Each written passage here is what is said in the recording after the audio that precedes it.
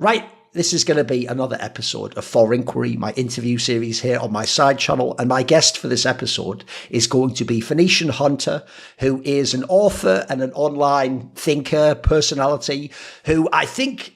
It's funny, it's hard to describe because I feel like actually that's a decent description. You're kind of just a thinker. You're someone who has like a perspective on the world. And as we'll get into in this episode, I was initially just interested in one specific area about language and things like that. But I actually found in reading some of your work in that sense, you actually have a very sort of broad perspective on, I would say, everything: reality, history, language, politics. Like, how do you think of yourself in terms of how you want to present yourself, your persona in the online space? How would you describe yourself in that sense? I don't mean that, by the way, as a rule. As an interviewer, as a quick aside for beginner interviewers, never ask someone to describe themselves in the sense of like, who are you? I more mean, how do you want to see yourself? How do you want to be thought of as a specific type of thinker? Are you a conspiracy researcher? Are you a historian? What do you think of yourself as? Okay, thank you for having me, first of all. Oh, thanks, no. I like to think of myself as a thinker, I guess, and a researcher, and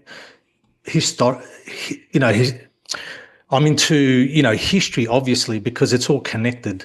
I originally started out as sort of looking into language, and it sort of grew from there, I guess. Yeah. Okay. I mean, that's a perfect place to start because I'll actually just set up essentially this episode by describing how I discovered your content. So first of all, I'm one of these people. I only ever used to use Twitter/X just for my work, which is a very niche online competitive video game space where if you're not really into that, I mean, I am just a guy just endlessly going about that. Like if people don't know that space, think of something like people who are into chess or actually even some things I am into like battle rap or whatever. It's obviously super niche. And if you go into that area, the people are mega nerdy about that. So, but over the years, one thing I realized very quickly was Twitter's not actually that good a medium for talking with just random people because guess what? Random people are really rude and they don't really care to follow your thoughts or have good faith conversations, So what I found over the years was I tend to mainly just use social media. For me, it's sort of like a one-way street. I just publish my thoughts and my content. So what I actually had to learn was in order to enjoy the social component, I actually had to go outside of my space of esports. And what I did was I started to follow all these people who were just, some of them are in the political space, but probably people you also follow. Some of them were just, general people. I just made my algorithm to what I'm interested in. And in doing so, you're one of the people I discovered. And actually, it was your book initially that I was interested in because the title of this book, The Secret World of Words, immediately, mate, the title's a banger already. You've got me immediately. Because one thing I'm really into like conspiracy ideas and the occult, especially things like magic, which are obviously all tied into the ideas of language and how it programs our minds. And so already I could tell you were hinting at something there. Although here's what's funny. I'll give you a compliment and an interesting frame to start the convo, which is initially, I actually hoped this book was going to be what it isn't. I hoped this book, because the subtitle's a banger, mate. It says how the English language is used to control and manipulate you. I actually initially really hoped this was going to be an absurdly niche book that was going to go like super deep into all sorts of arcane topics, like about how John Dee in the British Empire was using angel language to, like reprogram the mind of man to think of the British. I thought it was going to go that angle, right? Whereas what I would actually say as a compliment is it doesn't. It's almost the opposite. What I would say the beauty of this book is, I think it's almost like the ultimate primer, not even just for the notion of things like alternate history or conspiracy, but almost just an alternate way of seeing the world, or in this case, I would say with the theme of the book, a more accurate way of seeing the world. So you don't sort of like, I would give the example, normal people can't see the wood for the trees, as the old saying goes in English. They're too stuck on the details and the minutiae and thinking that everything's disconnected and what's in a name and all that jazz. Whereas I actually think one thing this book does an amazing job of, by the way, I will say it's not a super in-depth book. That's the secret. Like for me, it's like the best PowerPoint presentation I've ever seen on the idea of maybe reality isn't what you think it is if you're just a turbo normie. What do you think of that as a starting point? Well, exactly. I want to, the purpose of this book was to keep it simple, and I was actually aiming for it. I was aiming for normies, people who aren't typically into conspiracy theories, and that's why I didn't, delve deeper into that in that aspect of it, or the occult. Even though I had studied that myself, I didn't want to present that because you don't need it. You don't need it to understand, the basics. You've read my book, and it's very basic. It's easy to follow, and it's all done, purposely. I've extended, if you want to look deeper into, the occult or who's behind the scenes, I've done that with my Substack. That was the purpose of my Substack. Right. And it's interesting you bring up John Dee, because I've actually written, an article about him, and he is actually part of this whole, manipulation of the language, because he was part of this merchant guild, which is called the Merciers Livery Company of the City of London. And they were behind the manipulation of the English language. So there's a little connection there for you. Yeah, by the way, I would also say, first of all, I actually think, also this is a perfect word to use it if people know the theme of the book, it's a very fluid read. I actually find it flows really well, Phoenician Hunter. Like, one thing, like I said, that's why I said it's like the ultimate PowerPoint presentation. One thing I think you did an amazing job with, and I've never seen anyone do this in the conspiracy world, mate, is normally the actual downside of conspiracy thinking is, if you even think about almost the way someone tells you about a conspiracy, they don't do it in a calm, slow manner where they give you a few breadcrumbs. It's always that listen, you've got to listen to me. Like, this is true. Like, you've got to believe. And that tone alone puts people off, but also it means that people tend to go way too much into information dumps and putting way too much info out there. And one of the biggest problems I find that you experience in this world is, I love that saying, I forget how it's exactly phrased, but it's something like, you have to hear an idea 1,000,000 times before it actually registers. It's almost the idea that the 1,000,001st time, it's the same idea, but it hits you differently, and suddenly it just opens a lock with the key, as it were. And so one of the problems I think that people have is, I think it's actually way better to do the method you've done, because I would say the brilliance of this method is, have you ever heard of Hemingway's iceberg theory? Have you ever heard of that? No. Right, it's a very simple concept. Basically, the author Ernest Hemingway had an idea that, like an iceberg, where the majority of it's actually below water, and it's the part we see above. It's the idea that when you write something, you don't present the whole iceberg. It's, if you're really skillful as an author, you can present essentially just the little bit that pokes up at the top, and the rest can almost be inferred from the way that you chose the essence of this story or what it hints at. I would say your book is a great example of that, mate. I actually feel like almost every page, first of all, one thing that's great is a book that asks more questions than it actually gives answers. But I think probably the best part is, in theory, every single point or page could actually lead someone, like I say, in a different direction of research. It goes sort of it's almost like an arrow to a rabbit hole, as it were, which, as you say, you're obviously exploring those individual rabbit holes on the Substack, right? Yeah, exactly. And there are a few themes in the book that I didn't want to give too much informational data on, because, it just, otherwise, when are you going to stop? This book will be too long and too big. So I just, like you said, hinted at the idea. And then if you were interested in that, then you could take it further and look into those subjects, yourself. Another thing I wanted to point out is, what I found with conspiracy theories, a lot of people were advocating for, interference or, the involvement of aliens or reptilians or archons, and Satanists were behind everything, Lucifer. And to me, I just didn't buy into that. I just felt that was an excuse. It's like when people they can't understand how the pyramids are made, so they automatically veer off to it's aliens. Right. It's and it's the same with the occult. And I wanted to stay grounded and say, no, there's more to it than this. There's got to be some kind of human involvement.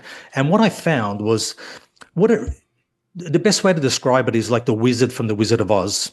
He's this little weak, pathetic man, but because he understands how to use that machine, the illusions, he's able to, exert his power over everyone. It works exactly the same way.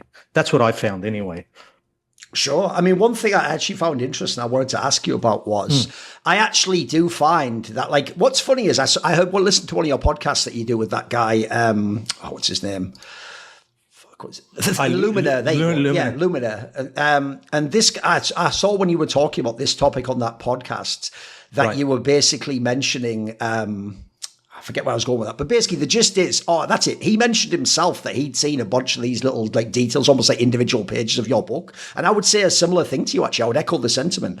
Because obviously you're inspired by people like Jordan Maxwell. I've heard some of the sort of like, it's like a maritime theme to everything. I've heard a lot of these like bits in isolation, but I've never seen someone put it all together. And that's the key part. Because when I say that thing before, you can hear something a million times, but it won't register. It won't essentially have significance. It won't have meaning. I think one of the biggest problems with all conspiracy areas, mate, is people who go down those rabbit holes are really bad at actually retracing their steps out of the rabbit hole and then showing you how to get to where they went to. They tend to just sort of be like, hey, just dive right into the deepest point with me right now. But because you don't have the framework to get there, or even, I would say a key thing in your case is the mental model. I think that's what you do a very good job, building up a mental model of how the world could be different than we see it as and how things connect. I think that's actually a really important detail because, to give you a random aside, if people look into things like astrology, or a classic one, probably the most classic one for the conspiracy world that I think puts people off is when people do gematria. So essentially like a Kabbalistic way of like looking at the way words and numbers connect. I can't do the numbers. No, I know. This is exactly what I'm talking about, mate. The real problem is this. I will say that's one of those topics which when I initially looked into it looks like absolute gobbledygook. It looks like, it's just a bunch of nonsense where it's just a grab bag for people to, connect things that aren't connected.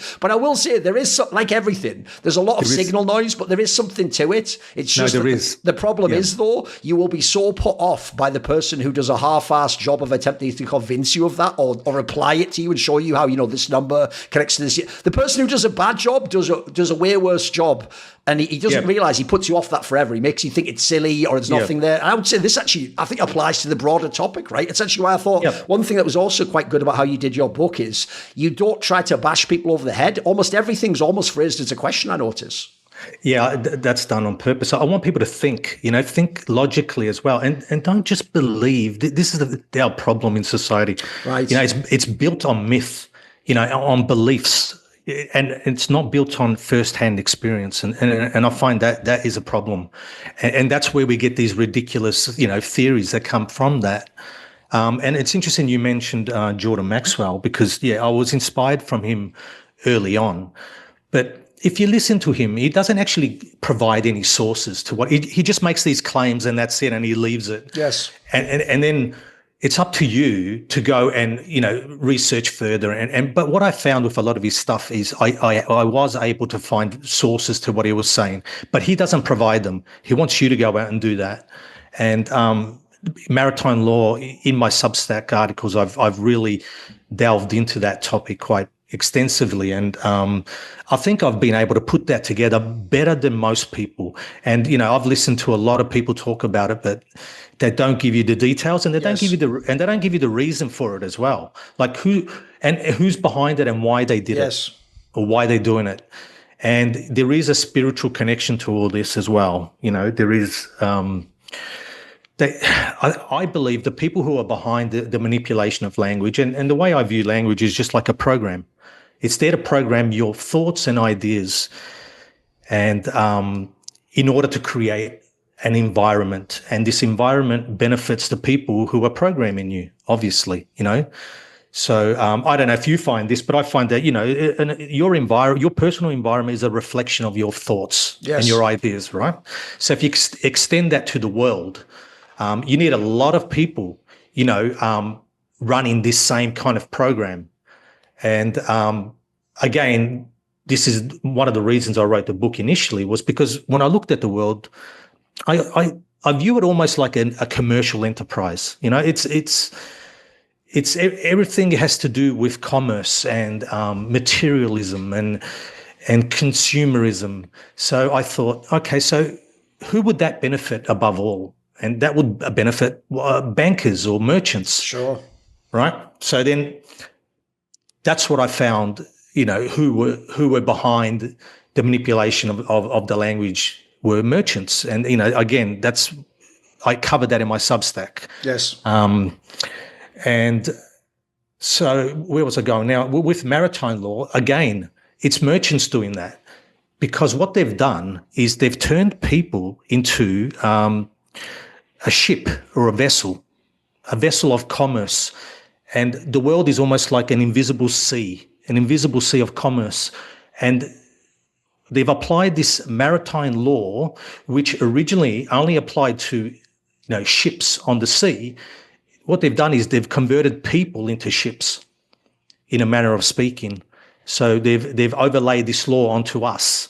So yeah, that's what they've done with their spells. I mean, by the way, one area I can spin this off is that's a perfect actual framing of why this particular topic, I think, always went over my head when I saw it normally. Yep. Like, first of all, I did appreciate when I've seen in the work of Jordan Maxwell and others, it's actually often Americans I notice to do this because they're all into that, like, we are free and the Constitution holds all sure they are. That's just a classic American thing. We all know their chauvinism in that sense, but it's all good, right? When he does that, the problem is I notice it always tended to be connected with ideas that don't have to be connected, like being a free man and, becoming a sovereign citizen and stuff. And the problem with that, again, is that's not appealing to normal people. So as soon as you start going on about that, they're going to think like, this sounds weird, or it sounds a bit too out there, Whereas one thing I noticed that was interesting about the way you were building this up is essentially what you have to think of it as is, imagine if we were playing a game of chess, but you know the rules of chess and I don't. The odds of me winning are incredibly low, no matter how brilliant a person I am. And in this particular sense, I actually think the like sovereign citizen thing's almost like a side track thing. One thing I think is more interesting, and by the way, I actually might touch on the spiritual side in a minute, but I want to ask this. When I look at the way that like law, and especially things like maritime law, and as you say, these have been expanded to basically the entire Anglosphere and most of the world with how just the standards people operate on. One of the interesting things is there's almost a detail built into it that implies to me this isn't completely constructed by like evil humans to trap you only. And the reason I say that, mate, is because one thing I notice is if you actually follow the rules, you can use the rules and they can actually work in your benefit. Even though if you were building a system to just be like authoritarian, you wouldn't do that, You'd make it where like you lose all the time and no matter what move you do, you lose in this equivalent analogy of a game. Whereas I've noticed it sounds like, much like with language itself, how you'll sort of see through a lot of the illusions. It sounds like this is there's almost like a fair play built into the game, which is why I see why you may be hinting at something spiritual. Do you know what I mean? Yep, exactly. I mean, I've heard bankers come out with quotes that they believe they are doing God's work. Oh, right. Okay. Now, this drives Christians crazy because they view them as, evil Satanists, like I said. But the way to think about it is like they're your father, for instance, and, or, I don't know if you're a father or a parent, but I am. And if you gave your child everything they wanted, is that being a good parent? So the way I view it, and I think this is the way the system is set up, if they just give you everything without you fighting for it or earning it or what kind of society will we have? What they're trying to teach us a lesson. One of those lessons is don't consume your mind with materialism.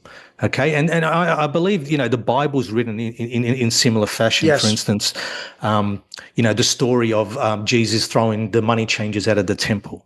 Okay, and I've put this in the book, if you recall, where the temples are between the two. Your mind. They're talking about your mind, the temples, right? And what Jesus is saying is, clear your temple, your mind, of materialism, of wealth, of money. Okay? That's the way people need to approach the Bible as well. It's all metaphors and allegories. Yes. It's not literal. That's the problem with, that's my problem with religion, with the way most people approach it. They are trying to tell you something and they are trying to tell you something good, but it's just how, your interpretation of it. No, I know exactly what you mean. Like, put it this way, I would say, I think the father analogy is an excellent one because obviously, first of all, it's useful because it makes people realize, like, whatever evil people have control over the world, they aren't actually like unbeatable and perfect in the same way as your father isn't really all-knowing. He's struggling with his own decision of how much freedom does he give, how much does he punish you, how much does he need to inspire you, how much does he need to praise you. And one of the aspects I find very interesting about this that I feel like does tie into the legal system and even the way language is used is I notice a key concept here, which is very easy to, as you say, in like mythology or religion, to just tie into actual classic mythology, which is the idea that a lot of the system seems to be operating on the idea of consent.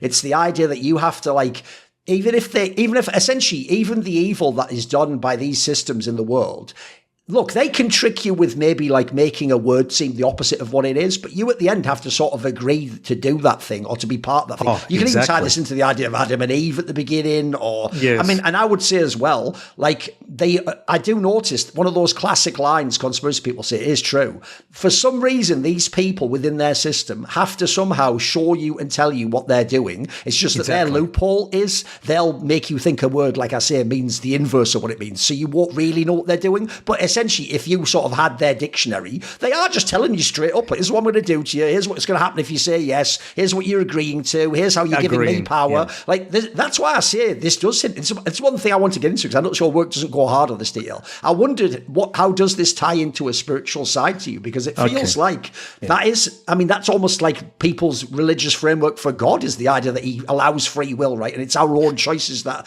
doom or make us succeed, right? Exactly. And going back to what you said, I noticed during COVID with the vaccinations, you know, they didn't. No one held you down and forced an injection into you, right? Like you said, it's consent. Okay, so what were you? They were asking, what are you prepared to give up? And people weren't prepared to give up what? Their work, their income, their lifestyle. Yes. Even going to restaurants and silly things like that. Yeah, exactly. Exactly. Go to restaurants. You know, I didn't take the vaccine. There's no way I was going to. I knew it was a test early on. And actually, I knew something like that was going to happen. And you can probably tell from my accent that I grew up in Australia, but I know I currently live in Italy. Right. I knew something was happening, and I knew something was going to happen. So I left Australia, you know, a year before COVID. I'm sure you've heard this before, mate, but people actually do say in the conspiracy world that in the Anglosphere, the British Empire, for example, almost uses like Australia and New Zealand as like the test ground for that. It does seem like that, mate. That's why that was the first thing I was thinking during COVID when all that stuff like Djokovic was going on and stuff. I was thinking, this is too on the nose, mate. This is what people said. Yeah, no, I know, but it's like you said, it's in the language, and they tell you what's gonna manifest. So if you pay attention to the language, like I was at the time, I could see, we've got to get out of here. Right. I was saying to my wife, we need to leave. This is not going to be a good place to be. So you know that's why I left, and and that's what transpired. Now, when you're talking about a spiritual aspect to this, what I believe's happened is the system that we're under was put into place by the Roman Empire, okay? Something happened globally, which the best way to put it, there was a catastrophe, okay? That collapsed civilization as we knew it at the time, which was the Roman Empire. Now, they decided to rebuild civilization, and what they did is they took ownership of everything in order to do this, okay? Because somebody needs to take charge of what's, you know, of rebuilding. And I'm not just talking about, you know, building homes, I'm talking about, you know, rebuilding the language, rebuilding law, the systems, you know, commerce, everything that comes out of that. So they're the civilization builders, okay? Yeah. So they took responsibility for it. So if they took responsibility for it, they took ownership of it, okay? Now, the way I understand this system that we're under, the maritime law, and it goes into the birth certificate and all this. Yes. You use the birth certificate, so you can use it, but you don't own it, okay? So you don't own the name that is attached to this birth certificate. So the name you use every day. So for instance, if you were taken to court for something, and the first thing the judge will ask you is, what is your name? As soon as you say, yeah, my name is whatever is on the birth certificate, you've brought in a controversy to the court, okay?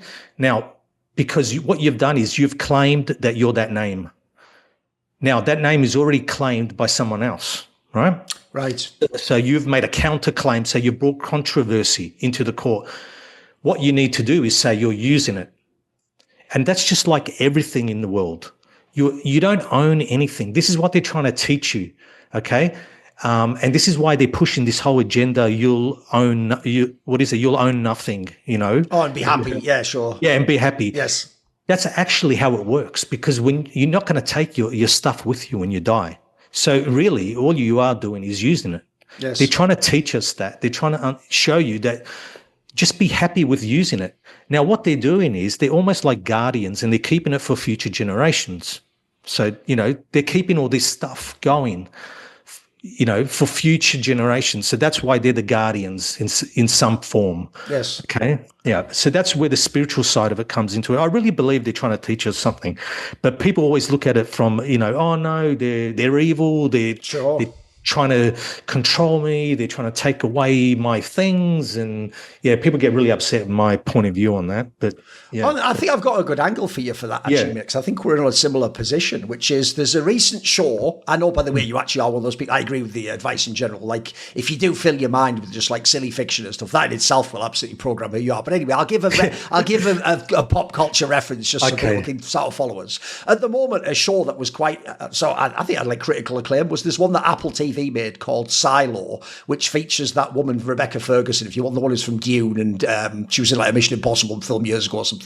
And basically, the basic premise of this show is it's sort of like a post-apocalyptic type world where humans, initially you're just in this one silo that humans live in with like 10,000 people, and it's underground. And the idea is humans just live in this silo and they can't go out because, you don't know what it is initially. Is it a bomb's gone off or nuke or something? Is there a virus? You don't know what they're implying. Essentially, the whole first season is just about the idea you have to stay in this silo and no one knows what's going on outside and nobody knows who built it or when it all started, and people have sort of like a limited history as to what's going on. And one of the most interesting details, these are all spoilers, but don't worry about it, is basically in the second season, one of the interesting plot points is the first season is just the idea of, can someone go out of this silo? And they tell you if you go out, funny if this even sounds like some Garden of Eden shit a minute. They tell you if you go outside the silo, you just die, basically. Like, the world out there is not safe. You should stay in here where it's safe. And then they have sort of an authoritarian government inside the silo that runs everything, and with the sheriff and, a judge and people like that. Similar concepts to our society. It's clearly a metaphor.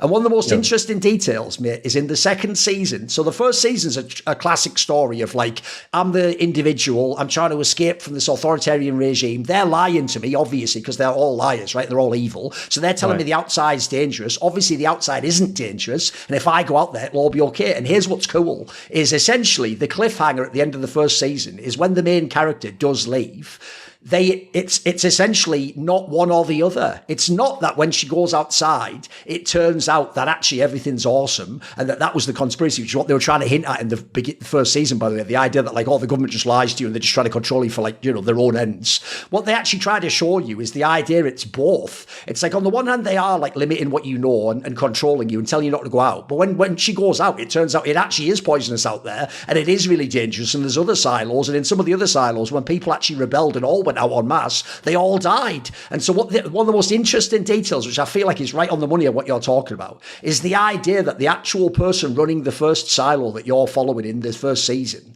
it's actually not that they're just pure evil. They actually think that they're the caring father, basically, and that actually if you allow like the masses and the mob, for example, to just run wild, there will just be lawlessness and chaos, and it'll actually be the worst world possible, and people will all die and be killed, etc. And it gets to this sort of interesting kernel that you're addressing here of the idea that like, essentially, everyone can't be totally 100% free and make all the rules up. There is some degree to which you need like cohesion and consensus and protocols and just like you say with the analogy of the father, you wouldn't, when people say tell your kids the truth, yeah, but you select about what you tell them. You don't tell them when they're 3 that paedophiles exist and they're going to hunt them down or whatever. Like that information is not only of no use, it would terrify me. That would be more damaging for them to know that. In a weird way, even though no one in the conspiracy world wants to hear this, you actually want to give them a little bit of innocence, a little bit of a bobble sometimes, and you almost want to be like we're talking about in this discussion, like once you show me that you're growing up and maturing, then I'll start to like drip feed you this stuff and then we'll go in stages. Like I feel like you're getting to something quite interesting here, because almost everything that is based around conspiracy thinking only ever comes down to 2 angles, and they're both too reductive, mate. It's always either just it's only about money, which I always say is a self-report that you're a pleb who only knows that money exists in the world. You don't know the deeper things. Or the other angle is they're just evil and they're just trying to control us. But as I say, I know what you mean. To me, it's more like, because essentially, I'll give the last angle, which is this. To me, I don't see how we would arrive where we are in the world today if the world really was just thousands of years of an insanely authoritarian system that had all the weapons of the god. Like you wouldn't sort of like let things like there's too much sort of can grow and thrive, if you know what I mean. For me, it's sort of like a spectrum where they're going back and forth, or authoritarian and loosening the controls. What would you say to this topic? Yeah, I agree. I just want to go back on the parent thing as well. Someone might have shitty parents, for instance, and the lesson there is, don't behave like I have, or don't follow in my footsteps. So that in itself is a lesson as well. Unintentionally, it's not they're not purposely telling you how not to behave, but you should be able to pick up on that. Don't follow your parents if they're shitty parents. So they might be doing that to some extent as well. It's just another way to look at it. Like I said, I'm just about ideas. Just thinking about. That's what's always fascinated me is people's belief systems. Why do people believe the things they believe? And most of the time, it's because they're just following someone else's thought process.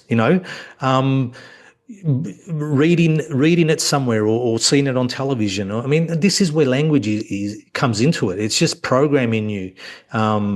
Perhaps that's why I stopped watching TV, maybe, almost 30 years ago. But like you said, there are shows that are interesting and they're always trying to tell you something. Yes. What's another one? The Matrix is huge. Oh, of course. What's that one? The maritime one. Who's in it? Tell me the actor.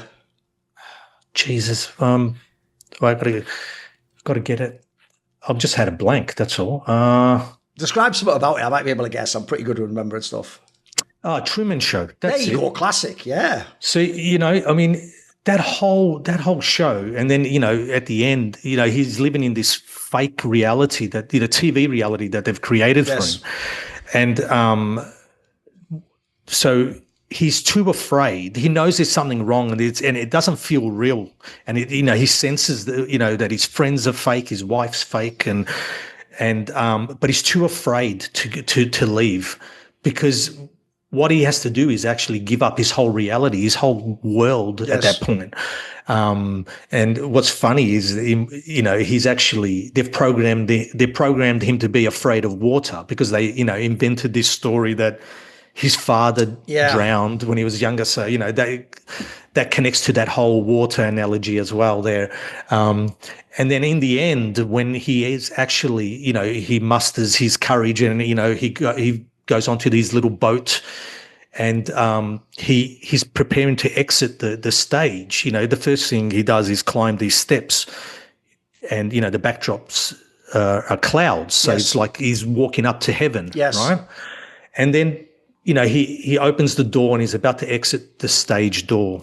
And he puts his arms outstretched like in the sign of the cross, because he's made the ultimate sacrifice, right? Right. It's a crucifixion. He's made the sacrifice to end that reality, right? And this is where people talk about, what do they call it? The spiritual Christos, Christ isn't actually a person. It's a state that you have to reach. So it's like consciousness, right? Exactly. Concept, exactly. Yeah. That's the term I was looking for. Yeah. So he's doing that, and then he's able to exit the fake world and live in the real world. And it's actually the guy who controls that whole television set is called Christoph. So Christov, right? It's all in there. It's in Hollywood does this. They try. Again, people look at Hollywood as well and say the evil, but they're trying to tell you. They tell you in all the films, what's going on as well. Yeah. Yeah, that's actually something also I found interesting, which is, again, notice how that doesn't actually really align with the idea it's just an overarching archonic evil conspiracy. Because as you say, why would you wouldn't get, like, essentially the joke here, mate, is, everyone makes fun of that famous trope from James Bond, the idea that the villain, before he's actually executed his plan, sits you down, the one person who can defeat him, and goes, listen, I'm just about to do it. Here's exactly, like, essentially that's what they're doing with these movies, mate, like you say, which wouldn't make any sense if they control, if it's like the outer limits and they control all the vertical and the horizontal and everything we see. Because I'm with you. Like, one of the interesting things, this is why, though, sadly, these things are so insidious. Because I'm with you. I know I should just turn off the TV and stop letting the program my mind up. But the problem is, now that I have this context and this model, in a way, it makes those shows better. Like, you can see how when I described that Silo show, I wasn't just watching it like, oh, this is a fun, crazy sci-fi concept. My brain was just going, oh, that's referring to how, like, society's siloed and how we're, you know, only certain people are allowed to know what actually the history of our world was, and were they the ones who built it, or did they lie and claim they did? I can already do that same thing with the Matrix. By the way, Truman Show's a banger, because what's great is people think of that as just a crazy, exactly. Oh, what an out there idea. And like, I actually think that's an amazing metaphor for just society. It's incredible, isn't it? Yeah. I think it's a reflection of our reality, really. You know, they've created this construct that we all, you know, partake in, but, you know, the real world is slightly out of reach, because you've got to sacrifice this one in order to reach it. And, you know, who's prepared to do that? Yes. You know, and again, we go back to COVID. Who was prepared to give up their jobs and, you know, their, like you said, going to the cinema, or their lifestyle, whatever it was? Not many people were prepared to do that. No. Yeah. Another good film is The Groundhog Day. I don't know if you've seen that. Sure. Yeah. No, I mean, and the guy has to keep coming back until he gets it right. And I think sort of that's what we're doing here as well. You know, we have to come back here until we really understand our purpose and almost to grow in a sense. And I mean, this is through this idea is evident through Eastern doctrines. Sure. It's even in Christianity, but like I said, people do not read it properly. You know, I mean, I don't consider myself a Christian, but you know, I do think that those books are valuable. Yeah. If once understood correctly, it's just that most people don't understand them correctly. But you know, religion plays a big part in all this as well, because all this stems from religion as well. Oh, okay? Sure. So if people are creating this society and this civilization and this economy, they're also giving you, you know, your belief system. So this is the other thing. If you're calling these people evil or Satanists, or they're the same people. So these people are the same people who gave you your religious texts. Yeah. You know, this is what I always try and tell people, and they get really upset with me. The merchant priest class are the ones that gave you everything, okay? They wrote your texts, they wrote your religion, they gave you the, you know, your trade and commerce, they gave you civilization. They gave you the language, as your book points out. Yeah. It all goes back to that. Yeah. You know, I was able to trace it, like I said, the English language, I was able to trace it back to, you know, the city of London. Sure. and the merchant guilds there. And it's, you know, like I said, if you read my Substack, I've got lots of articles on that, and you know, I provide sources. I read a lot of books that are usually older books written in the 1800s. Yes. I just find I don't know. By the way, that's probably the most bizarre thing. I think that's sadly another thing that puts people off conspiracy thinking, mate, is if you actually look into it, the joke is a lot of the actual like overt censorship only kicked in the 20th century. And I'm with you. The actual, there are so many mind-blowing books from the end of the 19th century about every topic of evolution, language, science, like language, all sort of law. It's why the famous thing, obviously everyone who's in the conspiracy world knows this one, that like, if you want to know really specific information about the law, especially in Anglosphere, you go and buy those really old legal dictionaries. You don't get the modern one where they twist it and change it and take thought. You get the really old one before. Because essentially the logic makes a lot of sense. Back then, no pleb like us would have had access to these books, mate. They'd be off in some amazing library somewhere. They weren't digitized on the internet. Like, I can see why you could that could be allowed to get out there, because it was fairly controlled. Like, there's not many people were encountering these ideas back then. Well, reading a lot of these older texts, I found that towards the beginning of the 1900s, so the end of the 1800s, people were starting to ask all these questions that we are now. Right. So because especially with religion as well, Christianity, people were starting to question that quite a bit, because what was happening is a lot of the old texts from India and Persia, or, you know, that part of the world, the eastern part of the world, they didn't have access to them because they hadn't been translated. So once they were beginning to be translated, they were saying, oh my God, this reads exactly like, you know, the Christian Bible, or this, yes, you know, and then they can make the connection that, this was borrowed from here. And they sort of shut it down. All right. They shut this down around, the 1930s, 1940s. And that's why I refer to a lot of the older books. So I think they were running scared around that time, and they had to do something about it. Take control over publishing and print media and television, and because a lot of people were starting to ask a lot of questions. That's what I found.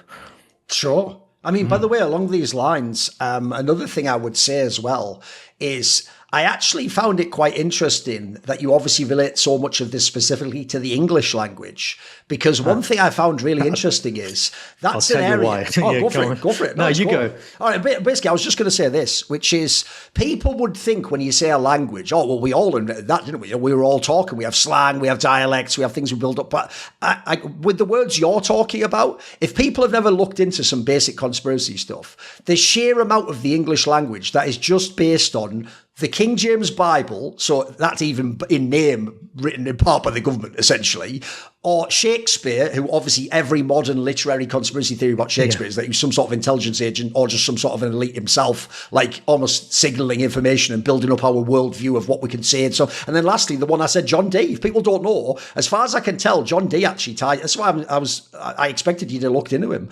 This is a guy where basically some of the things he did that was incredible is, think about that concept I said where they have to tell you something, but then they'll allow you, by omitting certain context, to take the wrong interpretation. So one of the famous stories about John Dee is the idea that he contacted angels and they taught him their language, which was called Enochian. And from that, yada, yada, yada, somehow we just get like the British Empire, commerce, all these things. And it's like, if you think about this, right? Well, first of all, people have often said the English language itself, couldn't that be some variant of a language?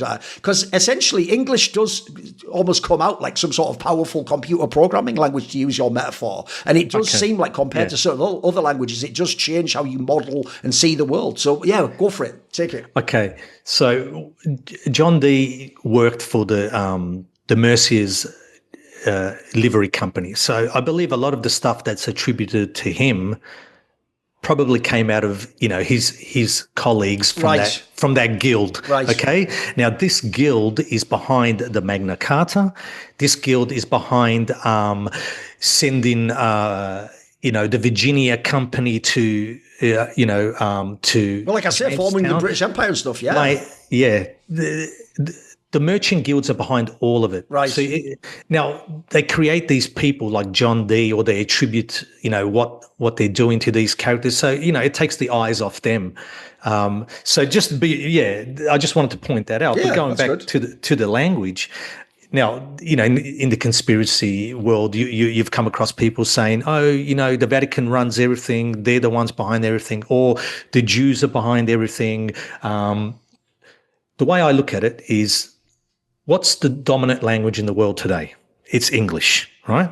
So everyone's running, most of the world, and especially commerce and science, is run off the English language. Yes. I don't think you can even submit a paper, a scientific paper, if it's not in English. It just doesn't get looked at. Right. Okay, so English dominates the world. Okay, so that's the program everyone's running. So I look towards, then we're running off the English program, right? Not Latin, not the Vatican, not Hebrew. We're running off English. So when I look at that, and then I say, all right, and then who's behind it? It's the merchant class. Again, they created the modern world, and they've created this modern construct that we see, which is predominantly, a materialistic, commercial world. Yes. Okay. Now, there has been only one movement in the modern world that has tried to stop it, and that's fascism. And that is why fascism is always, the ultimate enemy, the evil, right? The evil. It's you can't discuss it. It's the foundational evil of our society, right? Exactly. Everything evil is fascist. Yes. Okay.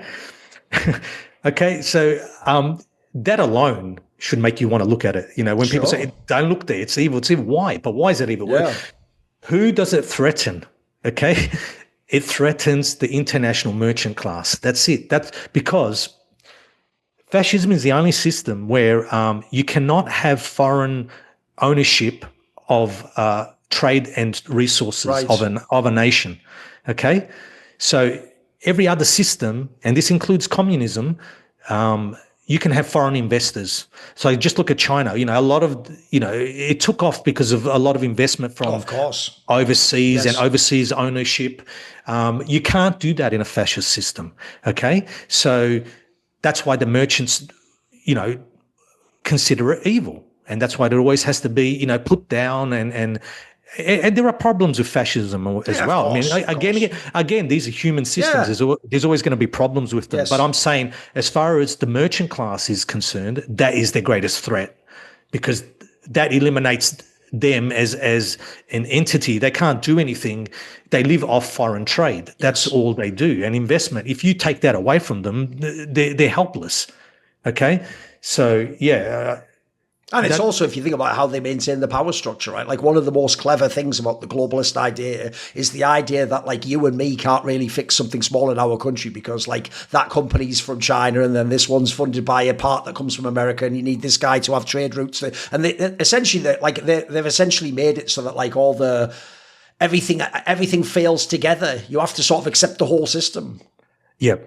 I mean, they could change it if they wanted to, but like you said, it has to change from the top. Yes. They have to allow that system. They have to accommodate that system for it to change. Otherwise, like you said, if you try and change it, you're not going to do that. Yes. It's impossible. And English, what I believe is happening at the moment with English, and that's another reason I wanted to leave the English-speaking world, is this.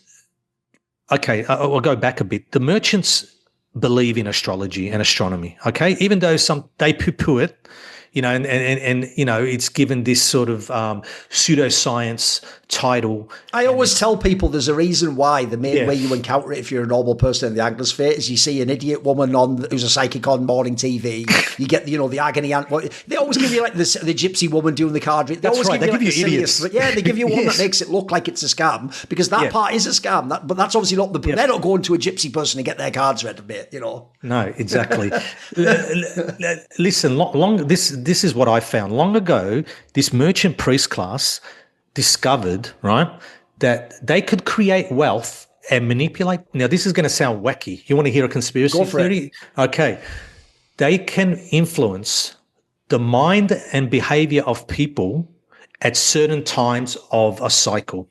Okay? So if there's going to be a certain mindset, they can make it more intense, for instance. So, for instance, COVID happened at a certain time that they knew they can take the maximum benefit from it. Okay? They planned their events around cycles. And these cycles has to do with celestial bodies like planets, the sun, the solar equinoxes, radiation, all that stuff. Yeah. It has to do with that, and it affects us. I mean, it has to do with electricity as well. Okay, that's just another word for plasma, and I don't know if you've looked into the electric universe theory. Yeah, I'm quite into also the idea of like ether and stuff, and that's like spirit or something in the world. I think it's an interesting metaphor. Yeah. So they plan off this. They work off cycles, and this is when it has to do with markets as well. So, I often give the analogy, mate. It's just think about how farmer works. And again, if you don't know how like cycles of crops work, you would be a terrible farmer. But if you know, you can look like a magician, aren't you? Even all you're actually doing is manipulating a cycle you just discovered. Exactly, and farmers knew this. They knew this this science, and this is probably why they've moved away from traditional farming, because because there's a hidden science they don't want you to know about, right? So they plan, the way they invest on the market, on the stock market, they follow these cycles. Okay, but it's not only about creating wealth; it's also about the manipulation of our thoughts and our behavior, our feelings as well.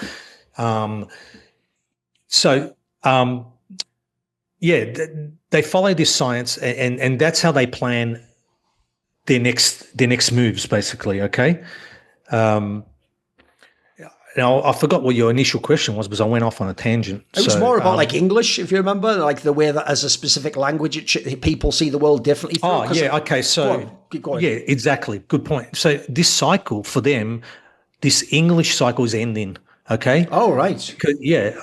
Well, you look at history and you look at world powers. They don't always stay in power forever. Sure. Okay. So, and then there's that theory that we're in the dark ages or the iron age. Okay. And then you've got the golden age. Do you know what I mean? These cycles, these ages that last thousands of years.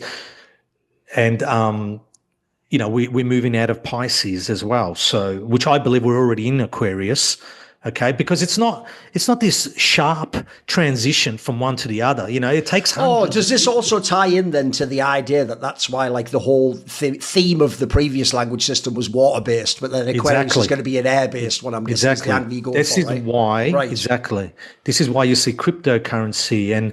And I believe the air sign came into, we started moving into it with the invention of television and phones and airplanes, and because that's the initial part of it, and then now we're moving into the air currency rather than water-based currency. It's air-based. That's just why you got crypto and like I said, radio. These are all air-based inventions. Okay, so this is why I believe we're in it.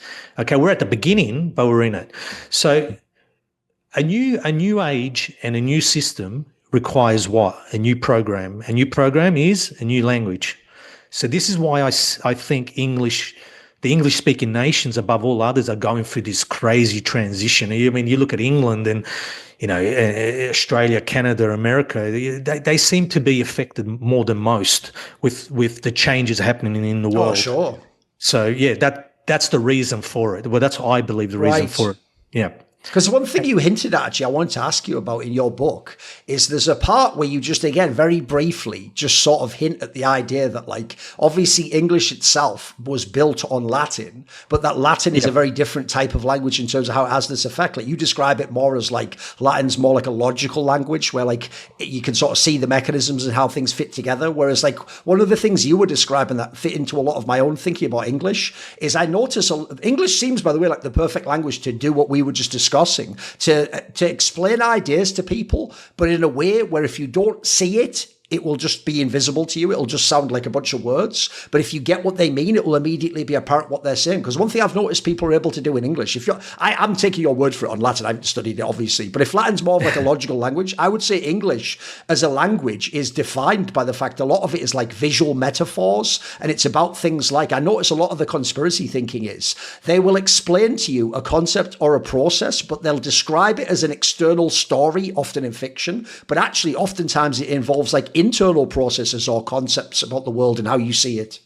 Is there some difference in Latin in that sense? I believe, all languages have their strengths, right? And weaknesses. English was used to get us to a certain point. Okay. So it's like, you're not going to use Windows 3 to do some of the things that Windows 11 can do. You're never going to. So you view language like that, like a program. So English was developed using Latin as a base. I think 40% of their words are based on Latin, and then Norman French and Old English. So, but if you hear Old English, it sounds nothing like, the English we're speaking today. So it was molded. It was molded to create this language for this purpose, that, to create this modern world and this construct. But with the new age, they're going to need something else. And now it all depends where they want to head. If they want to head somewhere more spiritual, perhaps Latin isn't the ideal language for that. People tell me, oh, it's got to be something like Sanskrit or something like that. But I mean, I don't see that happening. But or it could be an old language revived and modified. And this is where I believe it could be Latin, because Latin connects us to our past, right?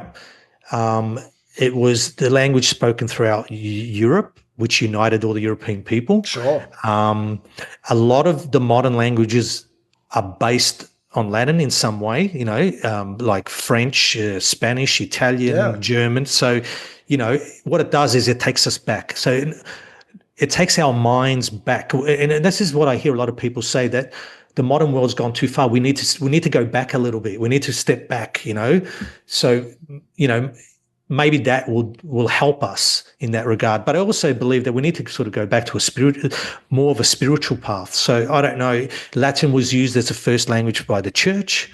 Perhaps, it has something to offer in that regard. I don't know, but It seems it does. By the way, being as your alias you chose is the Phoenician Hunter. And I do notice, fully on brand, you do manage to make a whole book almost like, and it always goes back to the Phoenicians, which is cool. But I will say this, here's the question I have for you. One thing I was able to tell, obviously, like I said, I haven't read your Substack, unfortunately, but one thing I was able to infer from even just the titles of some of the pieces you've written there is you do tie to a couple of ideas. So one of them is this idea that if you go back to the Phoenicians, and if people don't know, I'm not super done on some of this history, but as far as I know, like people like the Babylonians were like followed on from some of the ideas of the Phoenicians. I can tell you that absolutely, when I've looked into it, this ties into your idea of why they do things at certain times. This might sound like a crazy concept to people, but just as you said, essentially farming is it's almost like a sort of secret technology of reality. It's a science. Yeah, exactly. Where essentially you almost have to learn. I mean, I would even say, I think spiritual lessons actually imply things about reality in this sense. In a same sense, I actually think a lot of people don't understand that is literally what like finance markets and business is about. Like, as far as I can tell, wealth and money is literally a Phoenician or Babylonian concept about, it's essentially like it's essentially like alchemical thinking applied to whatever money is. It's about the people genuinely, I mean, the words are even built in them, the idea of growing money and harvesting and yield. And it's again, it's not something people think it's just an arbitrary thing we invented, again, just for the control and the money and that. There's something grander about this, if you know what I mean. Yeah, and money is a form of magic as well. I mean, you're creating something from nothing, going back to the term, the Phoenicians, well, they didn't actually refer to themselves as Phoenicians. Okay. It was the Greeks that called them that because I think they called the land, they came from the land of purple. So that's where that word comes from. They referred to themselves as Canaanites. And oh, wow. That's pretty deep if you know the Bible, man. That's kind of wild, yeah. But in the Bible, Canaanites means merchant or trader. So it's not a name of okay, it's not a name of a race or a group. It's a title, okay? So it means trader or merchant. And that's why I've called myself Phoenician Hunter. I'm hunting these merchants. Who are they? Where do they come from? Yeah. So, I don't look at them like a race of people. Right. Okay? I see what you mean, because I will say often people just tie literally the Phoenicians to the ideas of Atlantis and a lost race and stuff. But I know what you mean. Essentially, one thing you're hinting at, which I also think is a key concept for the modern world, is it doesn't really. This is where people in the conspiracy world thinking about like bloodlines are sort of onto it, but they haven't gone further. It's more the idea that these people don't think of themselves as Australian, English, etc. No. They see themselves as separate and they're almost above that. And if you actually look in history, I saw some of your work implies this, they do sort of move around the world and go to different cultures and change names. And I noticed you were definitely hinting in some of these frames at things like Flamenco's idea that some of history is fabricated, or the black nobility of Venice and how they've changed names. And I see you're sort of hinting at some of these things with breadcrumbs potentially, right? Yeah, I mean, they move with the empires. Right. So they move, and then where they move to, they create this power base and this superpower. I mean, and all you need to do is follow the superpowers in the world, and you'll see the same group of people, the same way of doing things. Their traits, you can follow their traits. That's why I always look at their traits and characters, not names, not races. I mean, it's a famous detail that they just changed names and races and adopt other people's names and stuff, right? I mean, why would you be that silly to keep the same names? Yeah, you'll be easily found out that way, So, but, I follow the character, and I wanted to point on something too, with language, it evolves. It evolves as well with time. And so there's a lot of words that we no longer use in English, or new words that are introduced, or words change their meaning as well, as over time.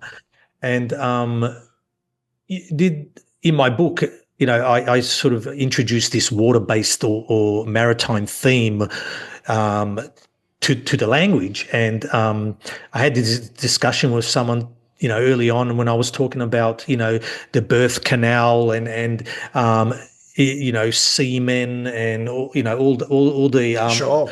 nautical characters present in the language, and said, oh yeah, but that's just because back then when they were developing the language, all they had were ships for transportation, and ships played a big part. Which I found ridiculous, because I could prove that even today, with new technologies and new inventions, they're continuing. Yes. I mean, you did a very good job pointing out how the internet takes the exact same theme and puts it online. Yeah, exactly. Well, online, the net, online. yeah, all that shit. Yeah, if you want to go through, the internet, net, surf. What do you do when you're on the net? You surf in the net. Yep. Your computer, you've got ports. Another one was pirates, which I found interesting. That's a good one. So, if you steal something on land, you're called a criminal. But if you steal online on the internet, you're called a pirate, Yes. So, they're continuing this theme. So, I just wanted to bring that up because I just thought it was something very interesting. Sure. I mean, well, maybe I could ask you this question then. What do you think about that detail I said there about how, because I do see that as like a metaphor, is like essentially, as far as I can tell, money itself, like you say, is quite literally using magical techniques of how people's like minds attach to symbols and things. But also, like I say, actually the development and growth of money is almost has a parallel to how like crop cycles exist and things in the natural world. In what way? I mean, as far as I can tell, like, put it this way, people have written whole books about this, about how, like, if you ever look at even the symbology of like the dollar and how it's green, and like if you even look at what the dollar symbol originally signifies, it's like a snake and something. Yeah, the snake. Yeah, this all ties into literal. I always tell people it's funny that magic is always presented as like weird people off in a corner doing something on their own, but that's just one specific like cross section of it. Actually, as far as I can tell, it's the other way around. Almost everything that's presented as like this is the way the world works in science is just like a very, very shallow version of trying to describe sort of alchemical processes in the world, if you know what I mean. Magic is just science and not understood. That's, that's it. Yeah, that's all it is. Is people haven't figured it out yet. So the way I view magic as well is just spellings. You cast a spell. I mean, that's what magic is. And how are you doing that? You're doing that with words, and what's a word? Do you break that down further? And then what's that? It's a vibration, right? It's a sound. It's a vibration. And then what are vibrations? And vibrations affect us, right? They affect our emotions, our feelings. So that in a sense is magic, right? Sure. So you just, the way people speak to you, they can speak to you, rudely, lovingly. It affects you in different ways. And then again, if we bring in the cycles, like I said, which were, connected to electricity and solar. And I mean, you just go out into the sun and see how the sun affects you and the heat. Sure. Like I said, for some people it's magic. It's just that they've understood this science and most people haven't. So that's why it seems like magic to most people. They've understood it. They've understood how it works and how it affects you. Most people haven't. They haven't figured that out, or they don't want to know.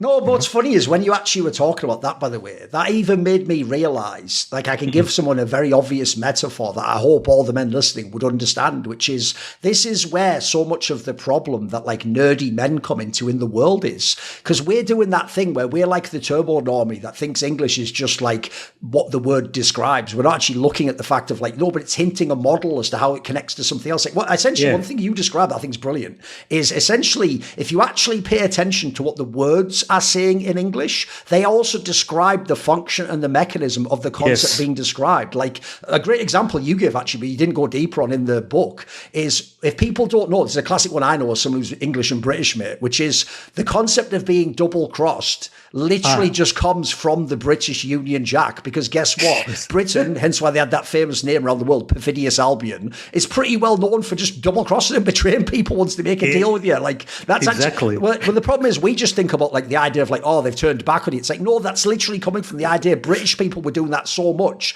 that became associated with their famous simple, as it were. And one of the areas I would say that this ties in, a perfect example, like I said, if you're a nerdy guy, is you might think, why is my girlfriend mad at me? All I said to her was X and Y. It's like, no, mate, she heard your tone.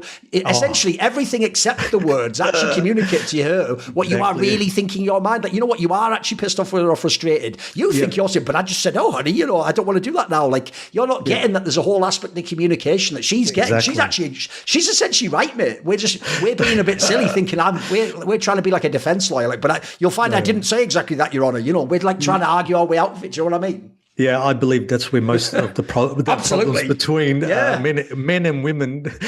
Like my wife would always say to me, it's not what you said, it's how you said it. Absolutely. Yes. Women are more sensitive and in tune to this stuff, all right? So that's why they can feel that vibration. Which, by the way, notice how that's what again, that's how clever the people who set the system up is, mate. They always let you do the mistake. So what they do is they don't tell you women are idiots and don't know anything. What they do is they set up a world in which all we respect is super autistically literal, scientific, rational thinking, so that then what we think is, even if I was to do like what you were saying there, I agree with you. I actually think women have a sort of intuitive intelligence that is incredible. But the joke is you will get a man like me to dismiss it by going, oh, they're just in their emotions and their feelings. It's all vibes and stuff. And that sounds silly until you realise that's another entire way of seeing the world. Yep, and also they're more in tune with those cycles I was talking about absolutely, earlier. Okay, and a lot of men listening to this will laugh and say that's just an excuse. No, I know for a fact that these cycles work and they have an effect on us.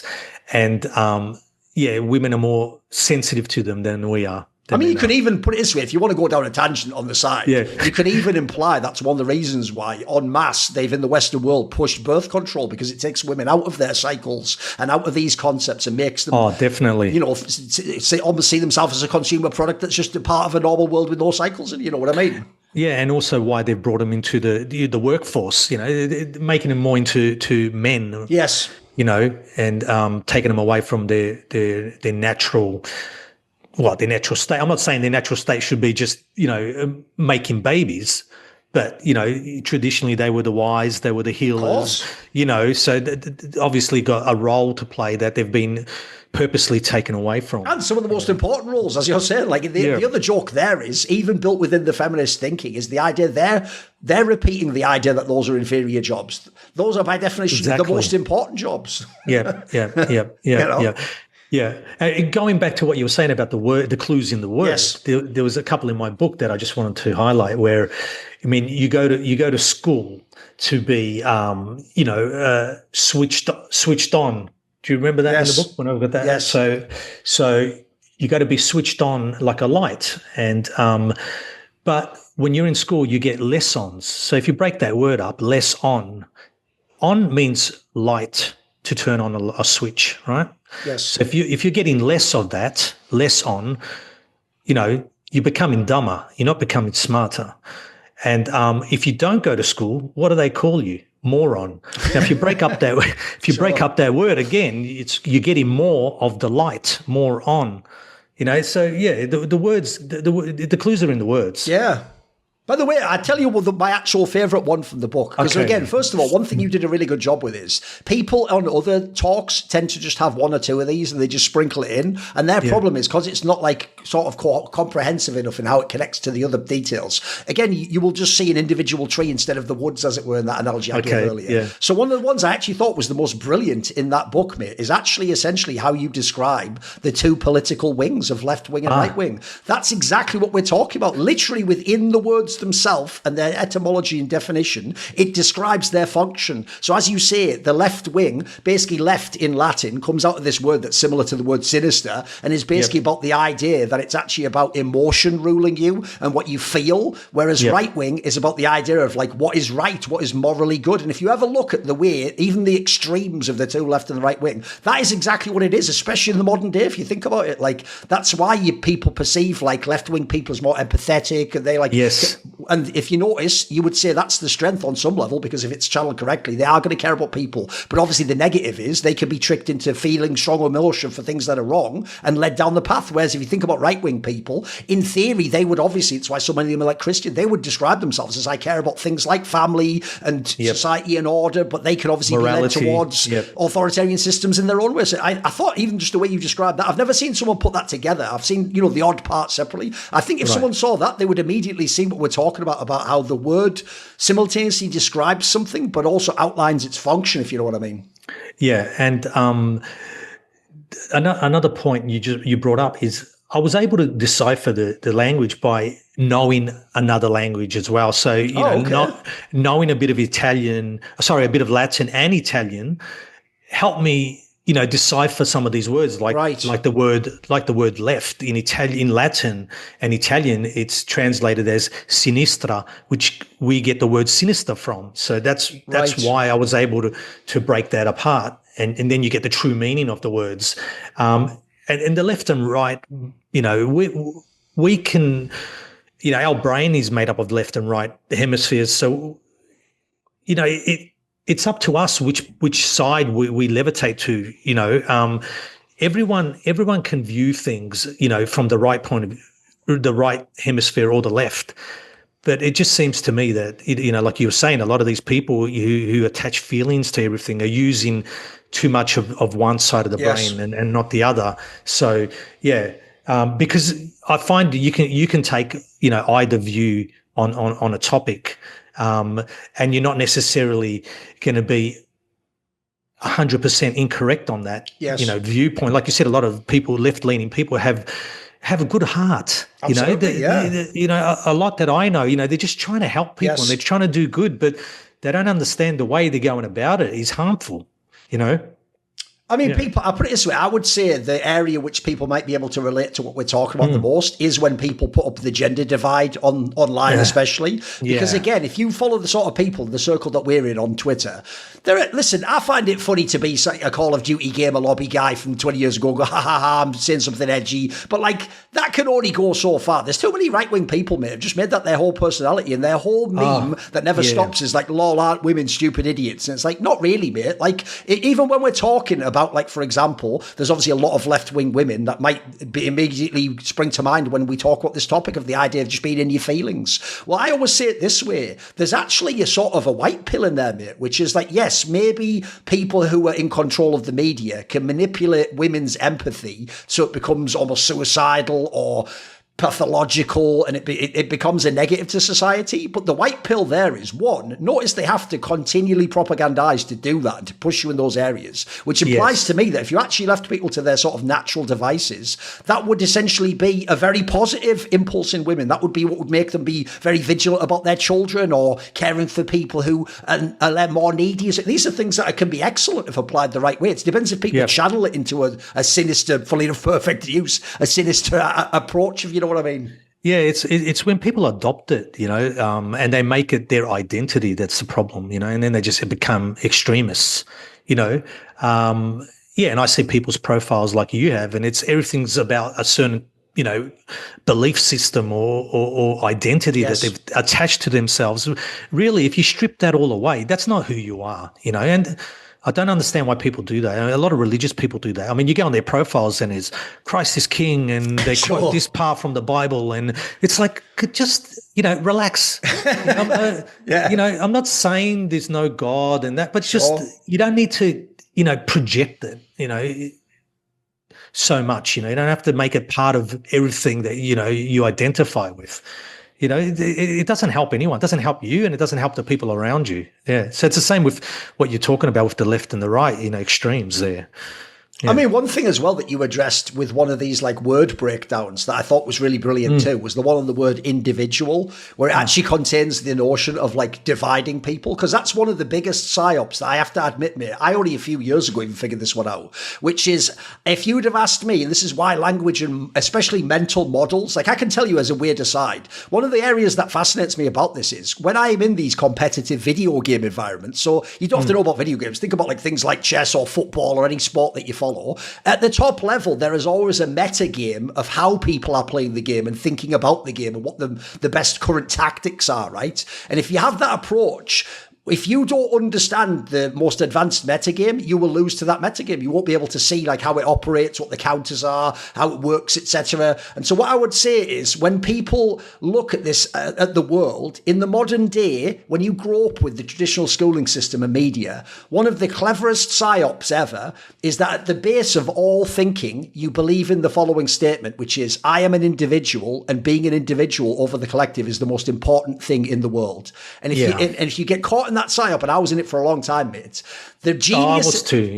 We all are. I just say it to be sort of generous to the listeners. I don't want them to feel like I'm better than them and I'm condescending to them. We were all idiots and we all got caught by all these tricks. But one of the things I always tell people is that in itself is genius, because if you want to control someone, get them on their own. Get them such as you. Whereas if you think about it, it's why, as you say, when you say fascism, you're going to scare people, mate. But I know what you mean. I would just say ideas like one of the areas I've gone back in time, mate, to recontextualize how I think of the world is I try not to think of myself as an individual now. I think of myself as my family is the unit and my extended family is like almost my nation, as it were. My people are my nation. You know, I expand out. That's the way you should. Well, it's how we used to do it, obviously, 1,000 years ago or something, essentially. Like, I mean, you've seen it in all these shows, all these fantasy shows. Game of Thrones are telling you this is all about bannermen and coalitions and so But if you're an individual, it's too easy to control you and to push your buttons and to manipulate it. I actually think wanting to be an individual stops you ever having a power base to do anything. That's the point of it. That's why they pushed that. Right. And what you're saying is, you know, to be part of a nation or a group, that's the natural state, because animals do that as well. Okay, they stay in their groups. It's natural. If we were brought, you know, if you took away all this civilization and all this technology, that's what we would do. We would just herd in our natural groups. It's just what would happen.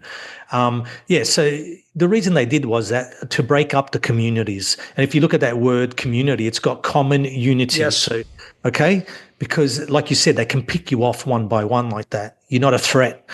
You know, you're a threat if you're in a large. Also, notice how this ties into an idea that's a very topical one. But if you've noticed, I try not to say like what I call the cursed words out loud. I just refer to the abstract idea. So you'll get what I mean by this.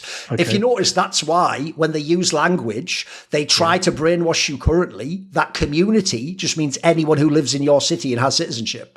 And in doing so, that's genius, because as you say, if we take that word and we look at the idea of a common unity, like we all think and believe the same things and agree on the same things, that is the foundation of civilization. But if community is just every possible disparate slice of ideology and worldview and religion, by definition, that could never actually be the basis of anything. It will always be against, there's too many mutually exclusive ideas and things that don't sort of overlap, if you know what I mean.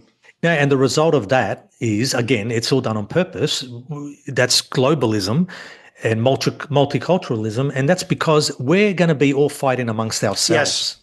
Okay, like you said, for different, you know, beliefs, ideas, and there's no harmony, and they can just sit on top and look down and laugh. Oh, and as you say, by the way, they can do what you did, mate. They can go, I don't like the way things are going in this country. I tell you what, we'll set this up to be this little colony doing this over here. We'll nip off to this other area of the world where the next, you know, tech rush is, or the next bubble of capitalism and stuff. Yeah, but I actually went back to my roots though. So fair enough. I didn't just go off to, it looks better, it's safer and better over there, I'm going to go there. I actually thought I wanted to connect with my heritage, and I wanted my children to have that kind of connection as well, because living in a multicultural country, it means nothing. You don't really belong to anything. There's, you know, when everything is a melting pot, there's no cohesion. You don't feel part of anything. Sure. So that's what I was feeling there, and that's what I didn't want for my children. So yeah. Well, one thing you're hinting at, by the way, is I actually thought the point you made earlier, we can expand on that a little bit. When you said that you had to learn when you learned another language is what gave you the insights into the original language. There's a really, really famous piece of poetry that everyone will know when I say it, where it says, "What do they know of England, those who only England know?" It's something like that. And the gist of it is, it's the idea of why people think world travel's so important. I actually think people have got it the wrong way around. People think world travel's brilliant because you go elsewhere and you see everyone's the same. Notice this is a totally globalist idea. You go there and you go, "Hey, we're all just the same, but one of us was born here, one of us," and it's the opposite. You go elsewhere, and what you actually realize is how different your culture and people are from other peoples and cultures in the world. Like the joke is, I myself would have had very naive ideas from things like TV and movies, especially how they cast people in these shows, of what the rest of the world was like if I hadn't have been around the world for my job and for certain work things where I've worked with many people from other countries. Because I can tell you, like, I'll give you the most basic one that someone in the Anglosphere you'll be able to relate to. One of the most immediately jarring things about multiculturalism is when you find out that you thought life and being a normal person was about ideas like being polite and having manners and doing things like, obviously for Anglosphere, queuing and, you know, saying I'm sorry when you bump into someone. You very quickly learn, mate, when you encounter other cultures. Some of them don't have that at all. And in fact, sometimes they go the opposite direction, you know. Exactly. I mean, and just on that, I mean, why would you want a world where everything was, you know, the same in anyway? I mean, it's beautiful having all different, you know, cultures and customs and traditions. Even if you might not agree with them, they're still, you know, you can still appreciate them, you know. So, you know, there's certain places I don't interest me in going to visit, but, you know, they have a right to exist, you know. They have a right, you know, and they make other people happy, and I just find this, you know, push towards this, you know, one world. It's just, I just find it boring and ugly. You know, if it's just going to be all one and we're all the same, you know, it's just like playing the one video game over and over again. You know, going back to your video game analogy. You know? Also, another thing I do notice as well is if you look at, by the way, one thing I think is quite interesting is people will know the idea that like the British Empire was involved with mercantilism. Because I often tell people, another one of the wackest psyops of all time is the idea that all of history was either monarchy, capitalism, or communism. And that is probably the stupidest, like reductive way of looking at the world ever. I always tell people, in the same way as people will go, well, in a way, isn't America like an empire because they have all these sort of like commercial colonies? It's like, that is what the British Empire was. In fact, the joke is when you look at how all the companies and stuff worked, it wasn't really like the government doing it. It's more like they literally gave charters to companies, and companies did it all. They did all the exploring of the world and all the exploitation. That wasn't even people doing that, like as in the people of England. It was essentially what in the modern day could be a corporation from America. It just happened to be in Britain at the time, right? Brilliant. I'm glad you brought that up. I view America as an extension of the British Empire. Yes. Okay, or more accurately, the extension of the East India Company. To me, America is just the East India Company on steroids. Okay, they've even got the same bloody flag. I mean, exactly. Again, they just bloody tell you and they show you if you're smart enough to decipher it. And like you said, it was the merchants that did this. So, you know, the sovereign really didn't have as much power as people believe. Yes. You know, so what the merchants did they would go to the sovereign and say, listen, we've got this idea, you know, we'll get your approval, because it sort of almost needs to be sanctioned by someone else, you know, someone in authority. And they said, we'll make you rich in the process, you know, we'll give you, you know, shares, and that's what happened. So, you know, when the Virginia Company went to America, the shares in that company were owned by merchants. You know, and the king had some shares, but it was predominantly merchants, the merchants from the city of London. And it's all these merchants that are doing this stuff. And like I said, there's the same merchants that move throughout history and throughout time. And, you know, the version we have now is just the English version, but before that it was someone else. It was the German or the Latin, the Christian version, and before it was the Dutch and the Venetians and the Genoese. So, you know, like I said, you can follow this power shifting. The Spanish even had a period there where they would think about South American stuff, of course. Yeah. And it's not the country doing this. It's like you said, it's companies. Like so it's the East India Company, the Dutch East India Company, Virginia Company, whatever. There's plenty of others, you know, and it's companies, and that's the world we live in. And it's not it's not only the modern world. It's been like that for a very long time.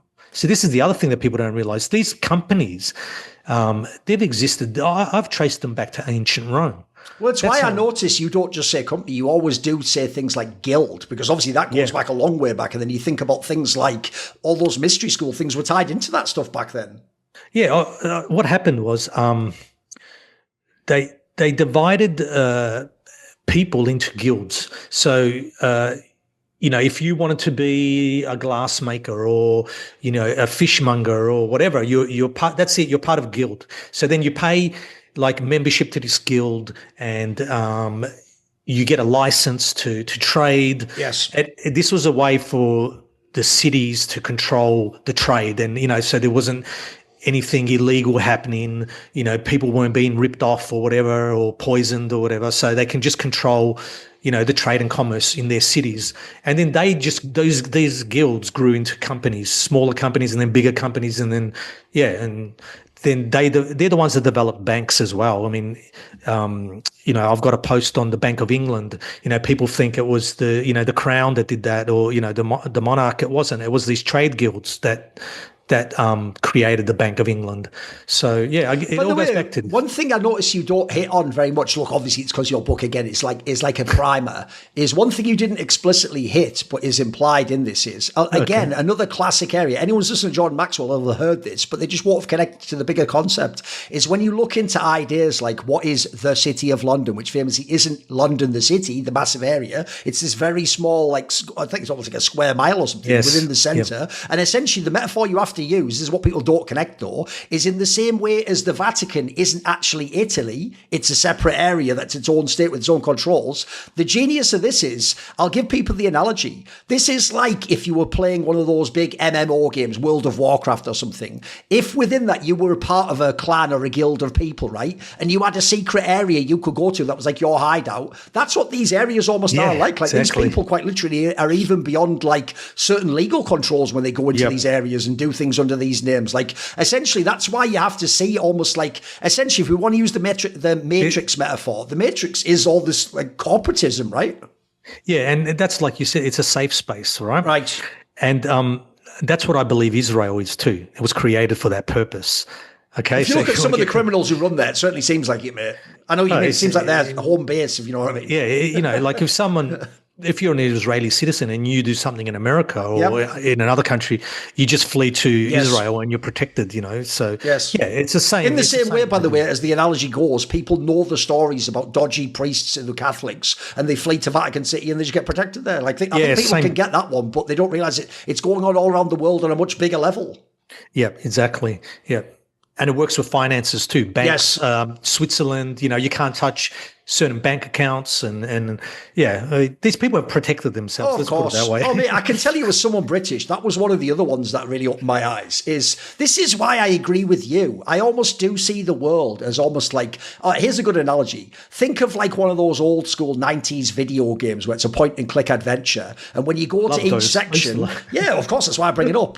And if you're a nerd, by the way, these were the best games ever. And one of the best things about them is that obviously the option you pick in Monkey Island or wherever it is, near the tentacle or something, the options you pick determine how the adventure goes. You choose the adventure, but there are right and wrong answers. And if you pick the right ones, you will get to where you want to go and it'll all work out. And if you pick the wrong ones, you will end up in an area where you're fucked. So I notice along these lines, like that is another thing about how they're setting this up, is like the idea that you either see it or you don't, but they're telling you the whole time.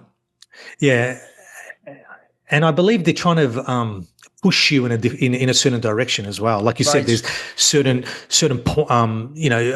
words that you have to choose in those games that you're referring to. There's only like 3 or 4 selections.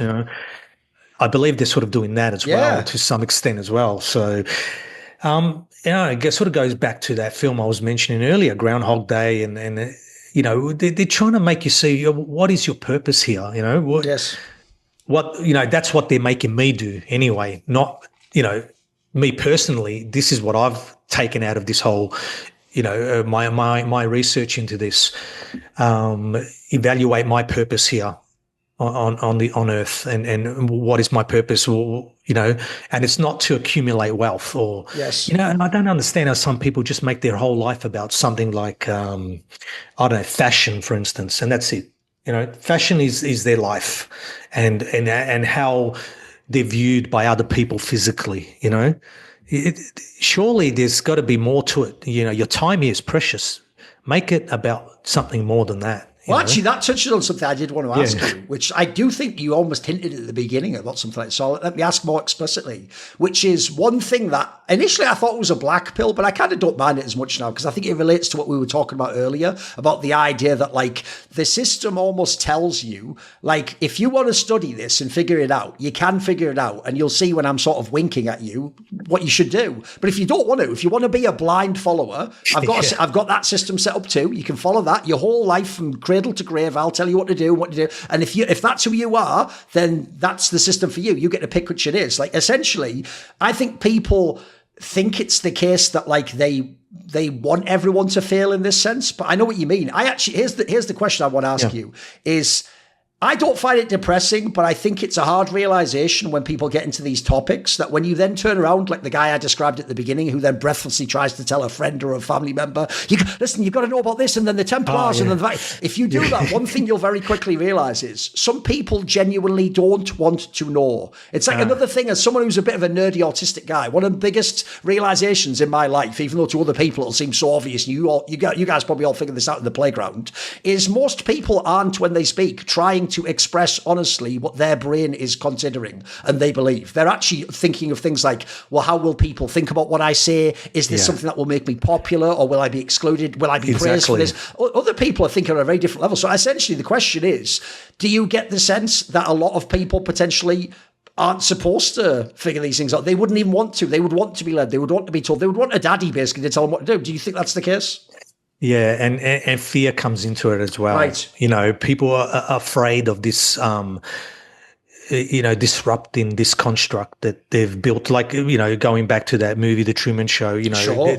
They fear. Like, I've got a close friend of mine who, he knows what I do. He follows my Substack, but he doesn't read my articles. He just sort of hovers. He looks at the titles, and he says, I've got so much going on in my life. I mean, we all do. Yeah. But the way I look at it is there's nothing more important than this, But, he's like, I've got work and, the family and also he just doesn't want to disrupt this worldview that he's created, right? Yes. With asking these questions and probably dismantling that whole worldview and then having to reconstruct it again, because he feels safe in it, Of course. And it might not be perfect, right?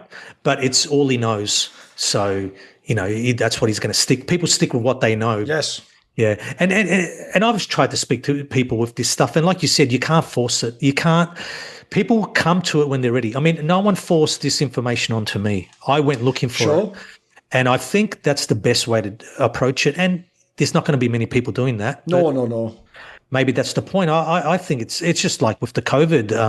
How many people didn't get vaccinated? Very few. 15% of the population. That's what I think in many ways, I think that's the best modern metaphor, because isn't that exactly what I'm talking about? There was a lot of people where you could have literally led them down the path and showed them how this paper follows into this and this person's like that. But what you realize eventually is they don't want to know that, mate. Like, they don't. The last thing they want to know is what people like me and you who think we're in the movie rather than the truth think, which is like, it's all a scam and they're all lying to you. They don't want to find that out. That'd be really alarming to them. The last thing they want to think is, wait a minute, my doctor might be trying to fuck with me and tell me the wrong things. I don't want that. I want the world where it's a kindly guy just telling me what I should do to help myself, and everyone's here to help me and get along, and we're all part of a society, and all those things we all say. Yeah, and it's money underneath all those things that you mentioned too. I mean, it's just I view the medical industry and all that. It's just a business. Come on, just look at it. What is it? I think someone gave me the best analogy I've heard, which is, in the same way as we all go and get our car fixed by a mechanic. Yeah, but we all know the mechanic's trying to fleece us if he can, if we let him, and try and put extra stuff in there and charge extra. Like, if you just think of a doctor that way, he is trying to fix the car based on his methods, but he's also going to make money on the side, of course. Yeah, I mean, they're happy to accept, the mechanic screwing them over, but exactly. They don't extend it. They don't extend it to the doctor. They can't do the doctor, the teacher, the government person. They have to believe those people are all earnestly just pure, for some reason. Well, I believe that most of them, believe the things they do and say. Absolutely. I don't believe that. Oh, by the way, genuinely, I think 99% of doctors during COVID really did. That was the material they were told to study. That's right. Of course, yeah. They were providing the alternatives, of course. No, they just believe the system. They rely on the system. The system's been great to them. So they By the way, notice that's even part of how it works, mate, because that's why, the famous thing people tell you if you're a conspiracy guy is they go, no, but it can't be that because my dad's friend does that job and he's a good guy. And you know what? They're not wrong. They are right. Yeah. He is probably a good guy. He is the guy you meet when you go down the pub. He just doesn't know about this deeper shit we're talking about. Yeah, but it's also human nature. We've just... we accept what authority tells us, and why would we think that they're out to screw us? It's not what what first comes into your brain. No. I view it differently, but not many people view it the way we do. That's the thing, and maybe people too are afraid to believe that everyone else is out to get them. There's also that aspect to it. They don't want to believe that, there are people out there that can harm them or who want to purposely, harm them or fleece them. Yeah. Sure. Oh, no, by the way, I'll even say as well, this is another area I'll offer olive branch to people who are normies who are listening, which is I now can see myself. This is one of the reasons why it took me a long time to come back to ideas, I say, like not being an individual and enjoying tradition and things that had value in the past, is because one of the areas I couldn't see it is, as you can probably tell by the way I'm talking, I was the sort of kid who always rebelled against authority, mate. I always viewed all authority as negative. So that's why you can see why conspiracy stuff was very appealing to me. The idea, they're all full of shit anyway. Yeah, you shouldn't listen to any of them. But when I've had to learn it, it's like, it's not as simple as that either. And obviously, like I say, I think I don't know if it's natural, but based on the circumstances of my life, I'm someone who's more inclined to question authority in that sense. Whereas, as we're saying, like, put it this way, if I was the same person, but maybe social things or the way school had gone differently, maybe I would be the person who's just on the track where, I'm the B student and things are going fairly well and the system seems to work for me and I'm progressing. And I could totally see how I could be in that bubble. I don't even condescend to people like that. Like, it's like you say, maybe at this point in their life, they're not ready or it's just not the thing for them to look into. No, I think you're born with it. Like you said, right. I never had this, people often talk about this awakening moment or this moment where, they started to question the system. That never happened to me. I've questioned everything from the moment I could start reading, Yes. I remember as a little boy, looking at the pyramids, I was going, what? Yes. Questioning that, what they built. I can tell you, mate, even though, again, it sounds ridiculous to say now when you're adult, I can tell you when I was a kid and they would be telling me religious ideas like, and God, said that we have original sin. I was the little kid, literally, like the 5-year-old kid, like, but I didn't sin. Like, what? But not me, though. I'm good, right? I know what you mean. Like, you're either like that or you're not, I think. I agree. That's interesting, that original sin thing, because... obviously that comes from Christianity, who built this system of commerce. And what they're saying is, this is the merchants, this is what they've done. So you're born into sin. So when you're born a sinner and you have to pay that debt. Yes. Right? And you pay that debt with what? Your time. What's time? Time is your energy, and energy is, it becomes money. So that's what the system is based on, sin. So you're paying a debt, and they in some way view themselves as this, the right hand of God, collecting that debt for God. You see, that's what is the spiritual part to all this. It's like you said earlier, that's why it's the notion of your birth certificate and that you don't know that you've already started essentially a corporate entity that you're working on behalf of that's part of this system. Yeah, you're paying the debt. Yes. Yeah, that's exactly right. By the way, one thing you touched on earlier that I think would be cool to expand a little bit on, because again, it'll take people's... The problem is, I always find the easiest way to explain the mercantile stuff is things like the British Empire or the Italian city-states. But then the problem becomes it's too abstract to today, so people can't connect it. So I see what you did there. You actually do always need to connect it to America, in my opinion, because people understand the idea that America is the world hegemon. So I have a quick thing I want to run by you, which is... I saw you reference something like this, so you must have looked into the same topic. When Americans, again, just think of how Twitter works, mate. Americans online talking shit, classic, by the way. We all have our own version of talking shit in the Anglosphere. It's all good. But the classic American chauvinistic ways to be like, you Brits, you're bloody still thinking about that Revolutionary War when we handed you your ass. And I always used to think when I was a boy, something's off about this, though, because wait a minute, how can you tell me? Because I always think the way Americans fall down, mate, is this. They think of current America and they put that, they retcon that back, and they think that's what America always was. So I always tell people the Revolutionary War was a world empire pitted against one of its colonies, like the 13 colonies or whatever it was, which, if you ever look, by the way, is a tiny strip on the east coast of America at the time. Yeah. And I always tell people, like, you didn't really win that war as much as the other side just sort of said, I'm not going to keep fighting this. Like, it's not like you beat the British Empire and then you became the British Empire that day and you suddenly were ruling in London and that was your No, all you did is you essentially got them to say, all right, we're going to stop now. And if people don't look into this, I saw you were hinting at this. If people don't know, one of the weirdest things is you can actually just track all the documents for this. As soon as the official Revolutionary War ends, almost immediately, as far as I can tell, they describe it like this, mate. But again, if you just listen to how they're saying it, it tells you everything. They say, well, actually, a little interesting detail is, at the end, the English surrendered, but then just agreed to terms where they would have access to the American market. Mate, if you think of what we were just talking about earlier, that is the power structure. The power structure is, do you have the companies that operate in the markets? It's not really who has like the president title or the prime minister title, right? It's kind of right there when you look at it like that. It's funny. I've got an article on that called "Britain Regains America." So, a few years after the war ended, I think it was a year or two, the first Bank of America is established, and guess who owned most of the shares in that bank? The Crown or something. Yeah, exactly. So, So, I mean, I believe that war was a war. It was a civil war between two factions of the British aristocracy. Yes. So it was basically the monarch and the crown on one side, and the royalists and the merchants of the city of London on the other. And they just wanted they were fighting over control of those territories. It's actually why you might have heard people often reference that you can actually see parallels in the American, both the Revolutionary War and their Civil War, and like the English Civil War. If you look at like the divide, that's quite similar. It's similar, almost the same people on each side, right? Yeah, they're just fighting over, trade, who controls the trade and the money, and that's it. And the people at the top don't change; they're still the ones in control. That's it. That's all they're fighting for. It's the same throughout history, and I found it's the same with the Crusades as well. People think that was a war about religion. It had nothing to do with religion. It was about the Italian maritime republics fighting over, commerce and trade in the East. Sure. That's all that.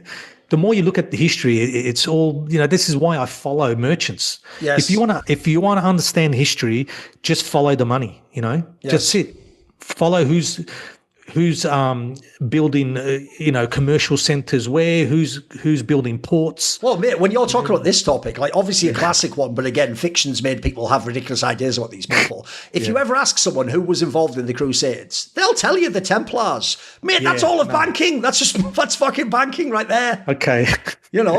I've just written an article on that as well, right? So what I found was 90% of the people that made up the Templar Order weren't knights; they were accountants. Wow, 90%. Okay, right. So if you're a soldier or a Christian military order, what the hell does that got to do with banking? Okay, all right. So to me, these people are bankers, and they're bankers for the maritime republics, which are, another name for them is merchant republics. Okay, that's all. That's what they're known as well, merchant republics. So the Templars and these other orders were just what they were the security forces for the bankers. Right. So if you've got a lot of wealth to distribute and money to bring around, you need security, right?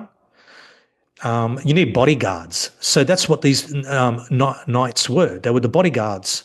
And and it's the same in the Vatican today. That's why you have those, what do you call them, the Swiss guards. Oh, sure. You know? So, yeah.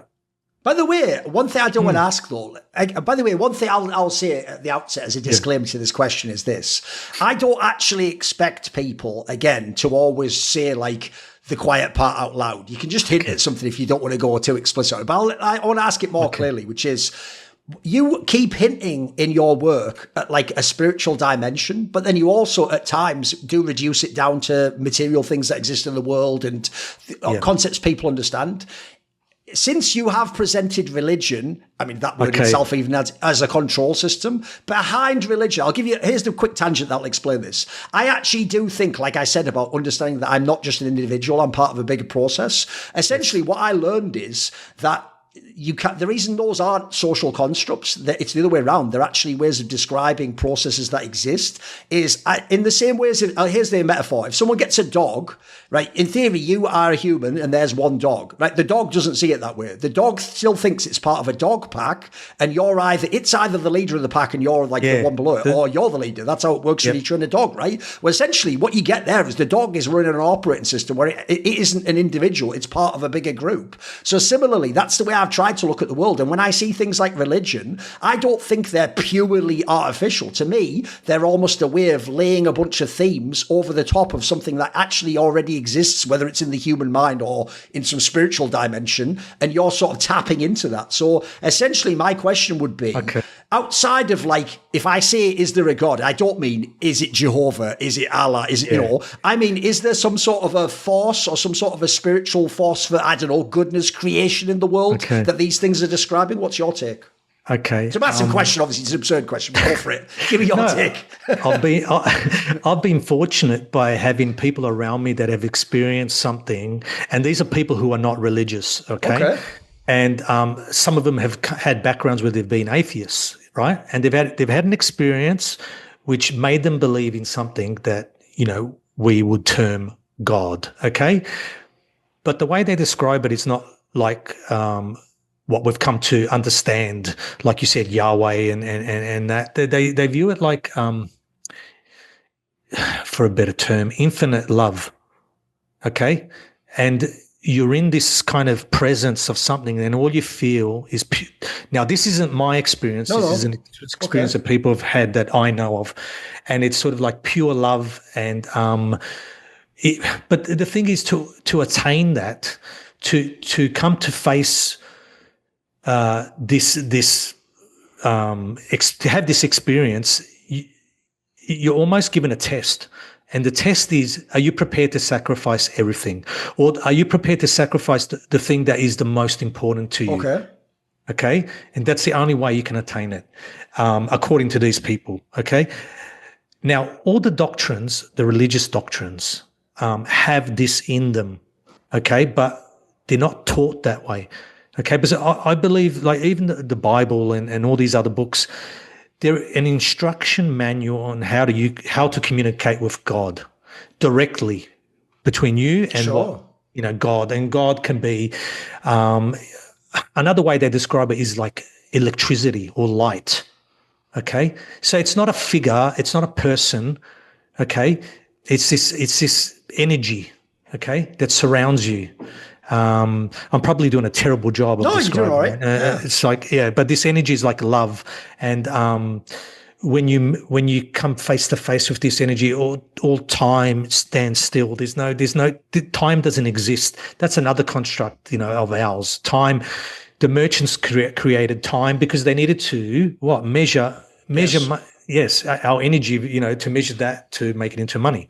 So, God doesn't understand time. There's no time.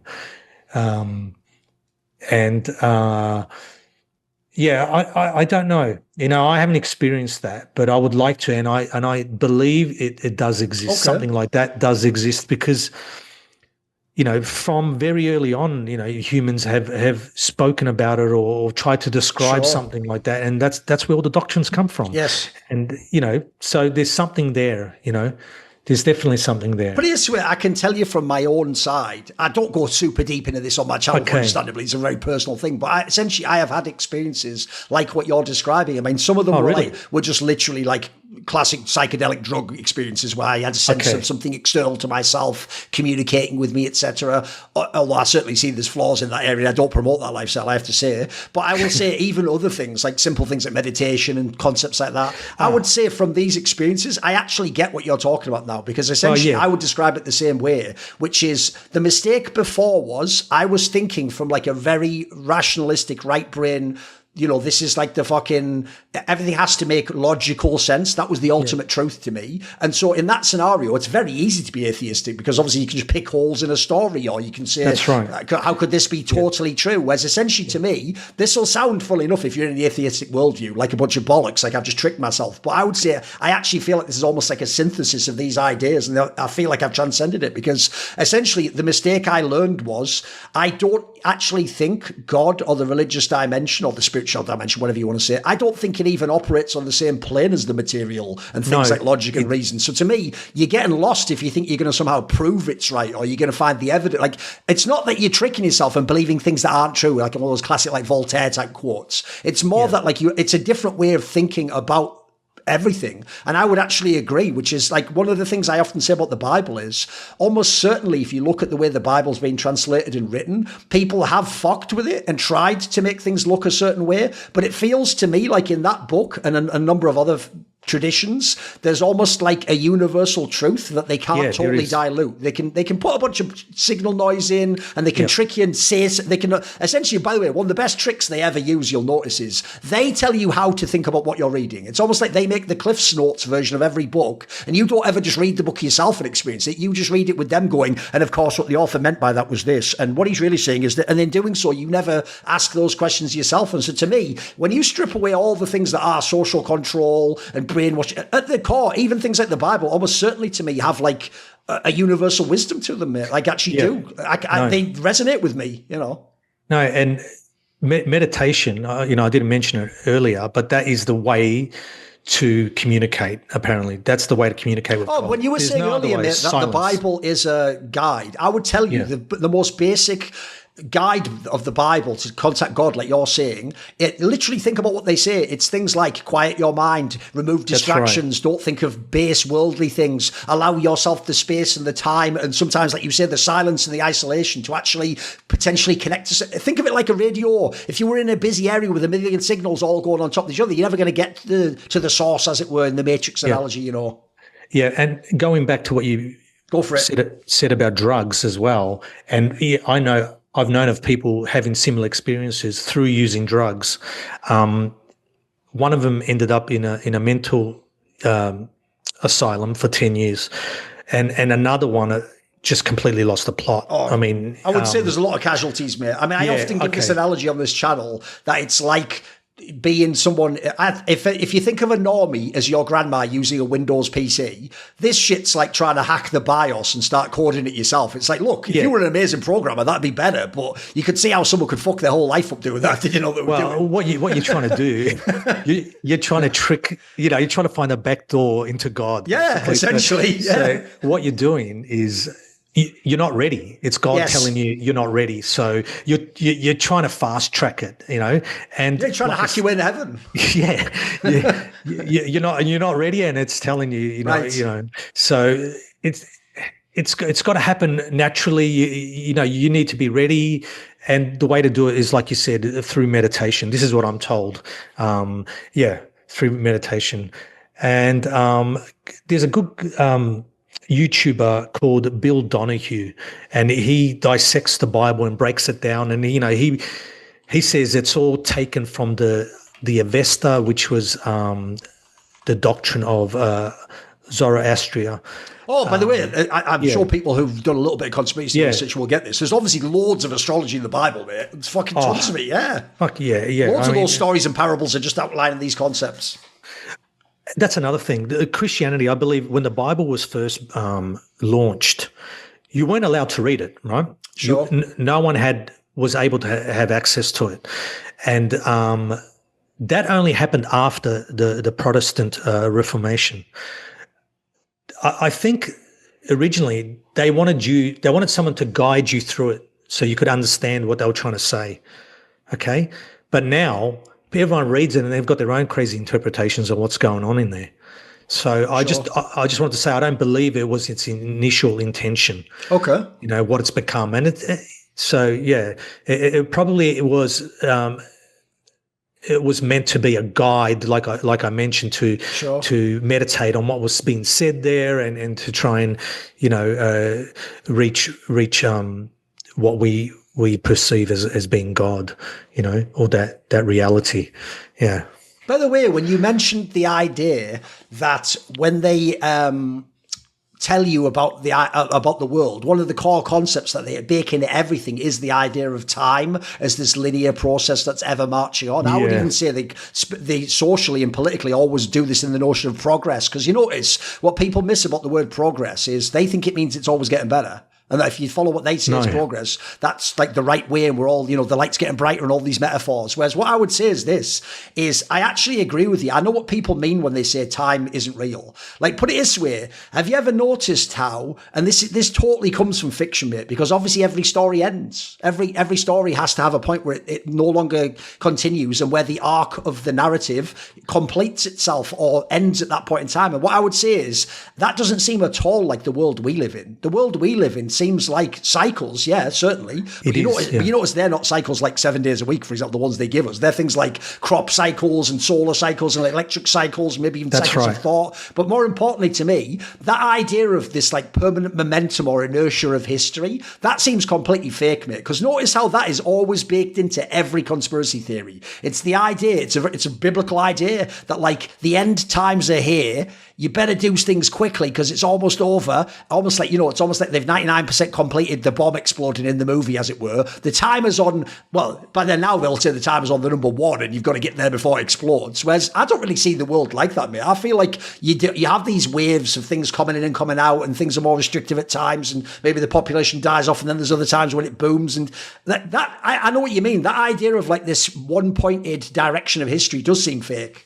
Because it seems like it's very useful to push people one way or another. I mean, think of things like COVID or the stock market or Bitcoin or something. They're always about like where it's going tomorrow and how much time is there left, and you've got to act now. There's an urgency that adds to it, Exactly. One of their mechanisms is fear. So anything that makes you fearful is coming from them. It's their manipulation at work. That's the way I view it. Oh, anyway. That's a good lens. Yeah. Yeah. So if you're feeling fearful of something, then that's them. That's not, By the way, that's another thing I often tell people on these side channel interviews. I often say exactly what you just said, which is if you go and study a bunch of conspiracy stuff and you come away feeling really paranoid and attacked and scared, then that was like laced shit, mate. You got the bad batch. Like, I actually find when you learn like things that seem like they're true or have like a higher reality, it's freeing, mate. I find it actually takes away anxiety. Yeah. Now, like, for example, I'm actually one of the few people, mate, without going deep, you notice I don't say those words, but it's weird, during the whole COVID period, I wasn't actually particularly fearful, unlike a lot of people, mate, even though you would think I should, even though I'm in a similar boat to you, I should, by their logic, have been the most afraid that I'm going to die. I never had that. Similar with things like, again, I won't go into these tangents, but I don't sit around, mate, and worry about them telling me the nuclear clock's at 11:59 p.m. and stuff. Again, these things to me are such obvious constructs to create, like you say, to create the fear feeling. That's the function. It's not a byproduct. No, and it's not the natural state either. Yes. That's why you can tell it's manufactured. Yeah, and I was the same as you. I wasn't fearful through that period. I wasn't even surprised by people's reaction, because I knew that was the reaction that most people would take. The that kind of paranoid. Oh, you're not vaccinated. Oh my God, Right. That. Right. I don't know if you experienced that, but I did. I did, but here's the thing. Maybe I'm naive. I actually thought I was a fairly cynical, paranoid person before COVID. But believe it or not, I was kind of shocked by the scale they were able to pull it off on, though, mate. That's the problem. Like, I thought you'd get... Here's the thing again. I think I just took too many people at face value that they do, want to know the truth. And, I just want to know what's happening, man. And there should be transparency. I believed all that. What I didn't realise was a lot of that was just like how they wanted to be perceived by other people. Actually, you know what? Some of it's not even other people. Some of it's how you think about yourself. When you say shit like that out loud, like all I care about is the truth, some of that's almost an affirmation of who you want to believe you are as a person. But the question there isn't like, is that the case? Like, the question is, when you are confronted with the difficult truth that is not what you want to know, do you still embrace it? If you don't, then you never really did care about truth as it was anyway. You just wanted things that sort of made you feel good, right? Oh, people want to validate their beliefs. Yes. At the end of the day. There's so many people online that I get really frustrated with, and I don't engage them because it's just, they talk about truth and how truth is important. But then, if you question one of their beliefs, it's like, And, religion is a big one. Of course. Far or whatever political figure they're into. Yeah. By the way, that in itself ties into what I said earlier. I genuinely do think, this is why I think on some level all humans do need some sort of a spiritual path. Because I do think if you don't do a spiritual path, you will just make being Republican your spiritual path. Donald Trump will become your Pope. You know what I mean? Like, you just go down, the founding fathers become your saints. Like, you know what I said earlier? To me, there's some sort of a technology invisible to us in the mind or the world, and we're taking concepts and sort of laying them thematically over it, and then thinking like, because we made the theme up, that we made the whole thing up. It's why I told you, I don't think that, when people say that thing, it's a social construct. It's like, some of these things are incredibly fundamental. They're not constructed, if you know what I mean. Yeah, I know, but this is what's happened. If people don't want to use your brain, they'll create something for you to believe in. So if you don't want to use, your own mind, they'll create a mind for you to, they'll create a program for your mind to follow. Right. So that's what's happened, and that's why it doesn't work on everyone, but it works on like 90% of the people. Yeah. And oh, by the way, that's why that whole awakening thing doesn't vibe with me either, mate. No, when people go, hey, everyone's waking up, and then I look around and it's like 99% of people are eating all the current propaganda. Yeah, they're loving it. Yeah. Asleep, and awake is where you go when after someone dies, awake. True. So, that's another one. Yeah, I'm awake, but then, like I said, you press their belief systems and you find they're not. And that's another thing with this experience that people have told me about that I mentioned earlier is you can't go there with any beliefs. They're like this, you got to leave all that behind, leave everything, Well, put it this way, mate. Here's another statement that might sound like a black pill if someone hasn't gone down this path, but actually, to me, it's a white pill, which is that almost everything that you thought and were told by the external system is fake on some level. I've heard that before too, yeah. Don't you think so? Yeah. I mean, you know what I mean? Like, put it this way, your Substack shows this. Another classic trap is to think, oh, this is just some recent shit. That's why people go, it's when they came off the gold standard, or, it's just, it's Trump and that. It's like, no, mate, if anything, it's the other way around. When you apply the methods of discovery that you've done to modern psyops, like you say, mate, it goes back centuries, sometimes thousands of years. Some of these ideas go back and you can, by the way, history's my favourite one. If you, in the same way as it's very easy for people in the media landscape now to pick apart fake news stories, mate, the amount of history that's fake is unbelievable. I mean, that's been one of my surprises. Yeah, it's nuts, isn't it? It never ends. The rabbit hole never ends. It's nothing new, like you said, nothing new. I mean, Plato's cave analogy. I mean, they knew back then. They're telling you exactly the same thing that your people conspiracy theorists are coming up with today. Yes. They were writing about it in, ancient Greece. It's just nothing new, absolutely nothing. Because at the end of the day, what are we? We're the same. We're humans. So we operate in the same way. We haven't changed the way we operate. It's just the program that changes. Yes. Yeah. By the way, I thought one last topic we could do was the appropriate place to wrap it. Because I actually said, like before, I actually also don't want to sort of build these fear booby traps into this sort of thinking and make it sound like doom and gloom. So one thing I would ask you, and this is another reason I was very interested in your work actually, is yours doesn't seem like it's tainted with that paranoia, though, that does seem to infect people who are in conspiracy thinking. And so one thing I would ask you is this. People often wonder why I always say on this channel that I don't try to I don't do a breakdown of a whole topic in depth, because my whole thing is like, if I find something interesting, like I said earlier, I don't think everyone's into those topics. I don't think everyone wants to be free or thinking. So what I try to do is I do what in this analogy, the Illuminati's doing. I drop a breadcrumb, I sort of hint at it, and it's up to that person to take that and go and check out a source or read a book, and they have to do the legwork themselves. So I would ask you this. How have you been able to explore these topics? You've done a very good job, like I said, with your Substack and this book as a primer. But I notice that a trap as well is that these rabbit holes really do never end. I even think that's a function of them too. That essentially there's unlimited material. The joke is that it is the truth that the world's more like Brave New World than 1984. They don't delete all the books. They just flood the market with infinity books and infinity shit. And especially shit versions of those books that are watered down so that you can just never get to the original book, which, as we're talking about, might be some weird book from 1895 by some guy in like America or something who's into spiritualism or something crazy. So what I would ask is, how do you explore these topics? Because it feels like you're able to do something I've been able to do, but I imagine I have a different path. I always say I'm able to go down the rabbit hole, look at it, but then I always remember that I have to come out of the rabbit hole and be a normal person again, and I have to not go and talk to all my family. And I've got to in some ways almost have a double life, but they're both real. You know what I mean? So how do you manage that? Because it seems like I don't get that kind of a sensationalist vibe from you, or a fear aspect. So how are you able to explore all this stuff, but then also kind of be grounded? How do you do it? Well, it's because I've made it part of my life, and I've, I don't speak about this stuff with, obviously everybody, because like you said, it turns people off. And, but I don't know, I grew up in a family that we could discuss these things. It was never, taboo, these subjects. Right. Well, we could just speak about anything. We could just speak our mind, it wasn't an issue.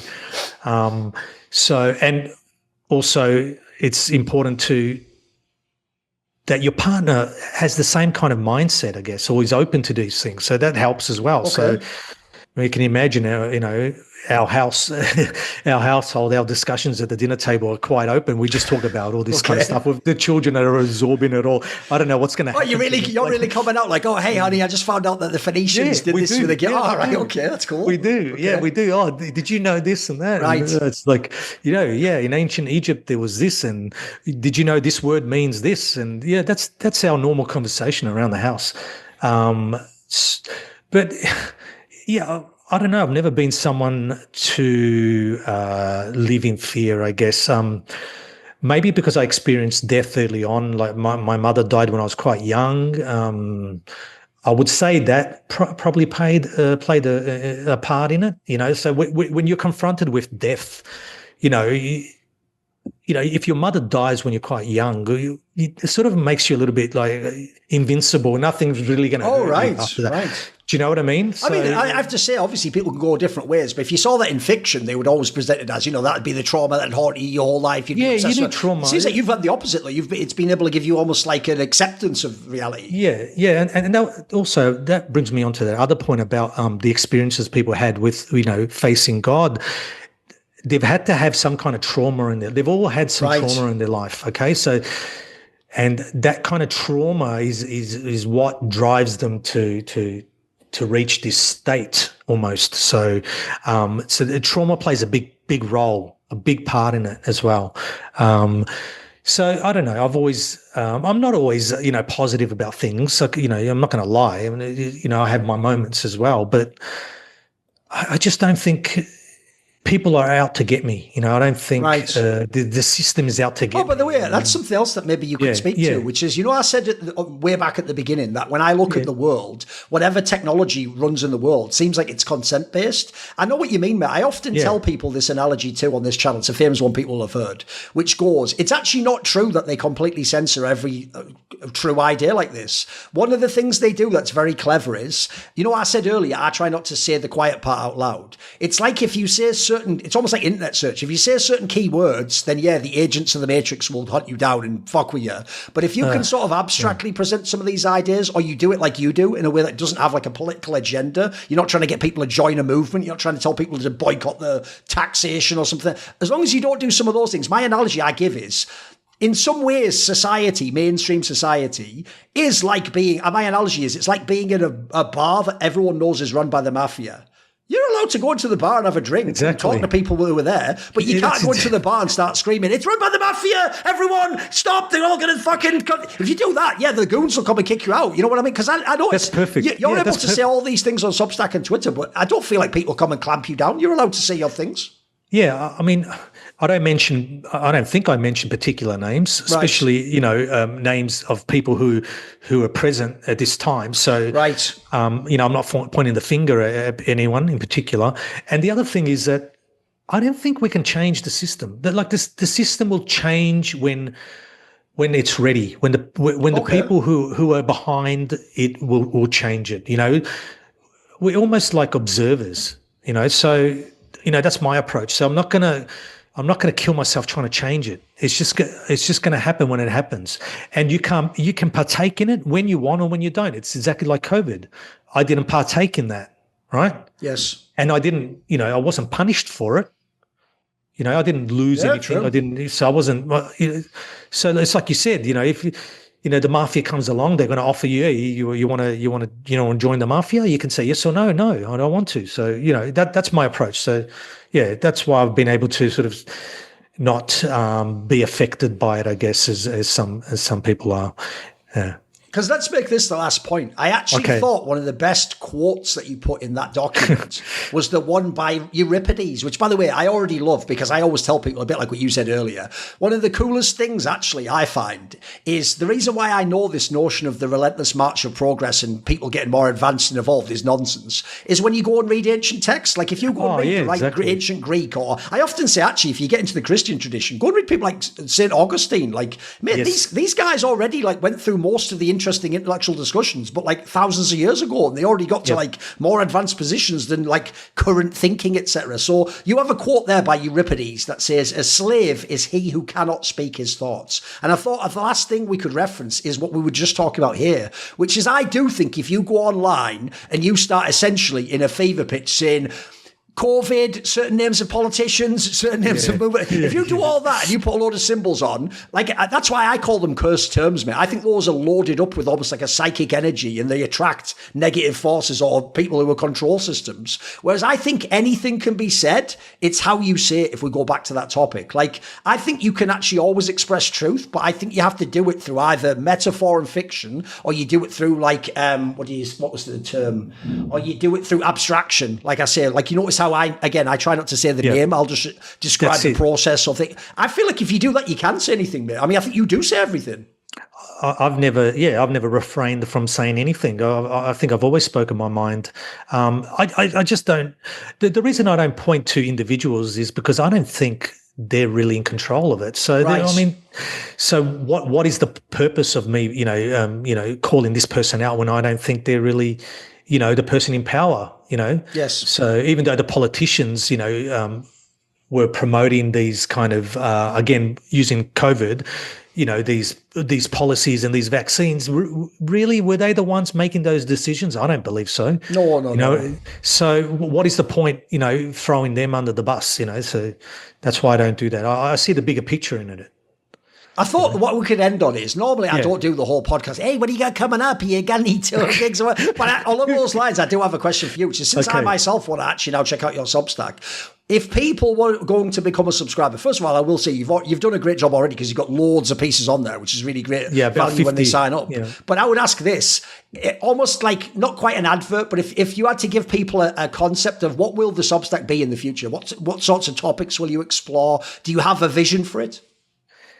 Oh no, I only plan one article in your head. I mean, I don't know what. It seems like you've got a very broad set of interests, though. You're willing to follow this thing everywhere because it's all connected. Right. See, it's all connected, and I never envisioned that it would, I would have 50 articles after a year and a half.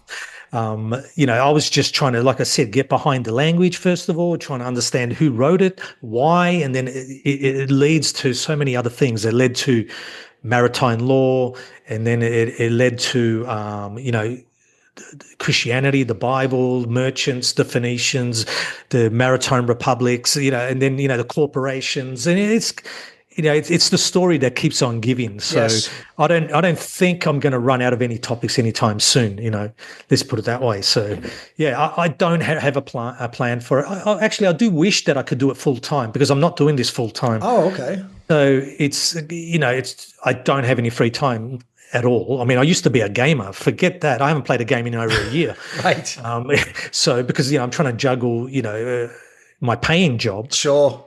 And growing this Substack, which, I hope to, earn, a full-time income from eventually. So that's my aim.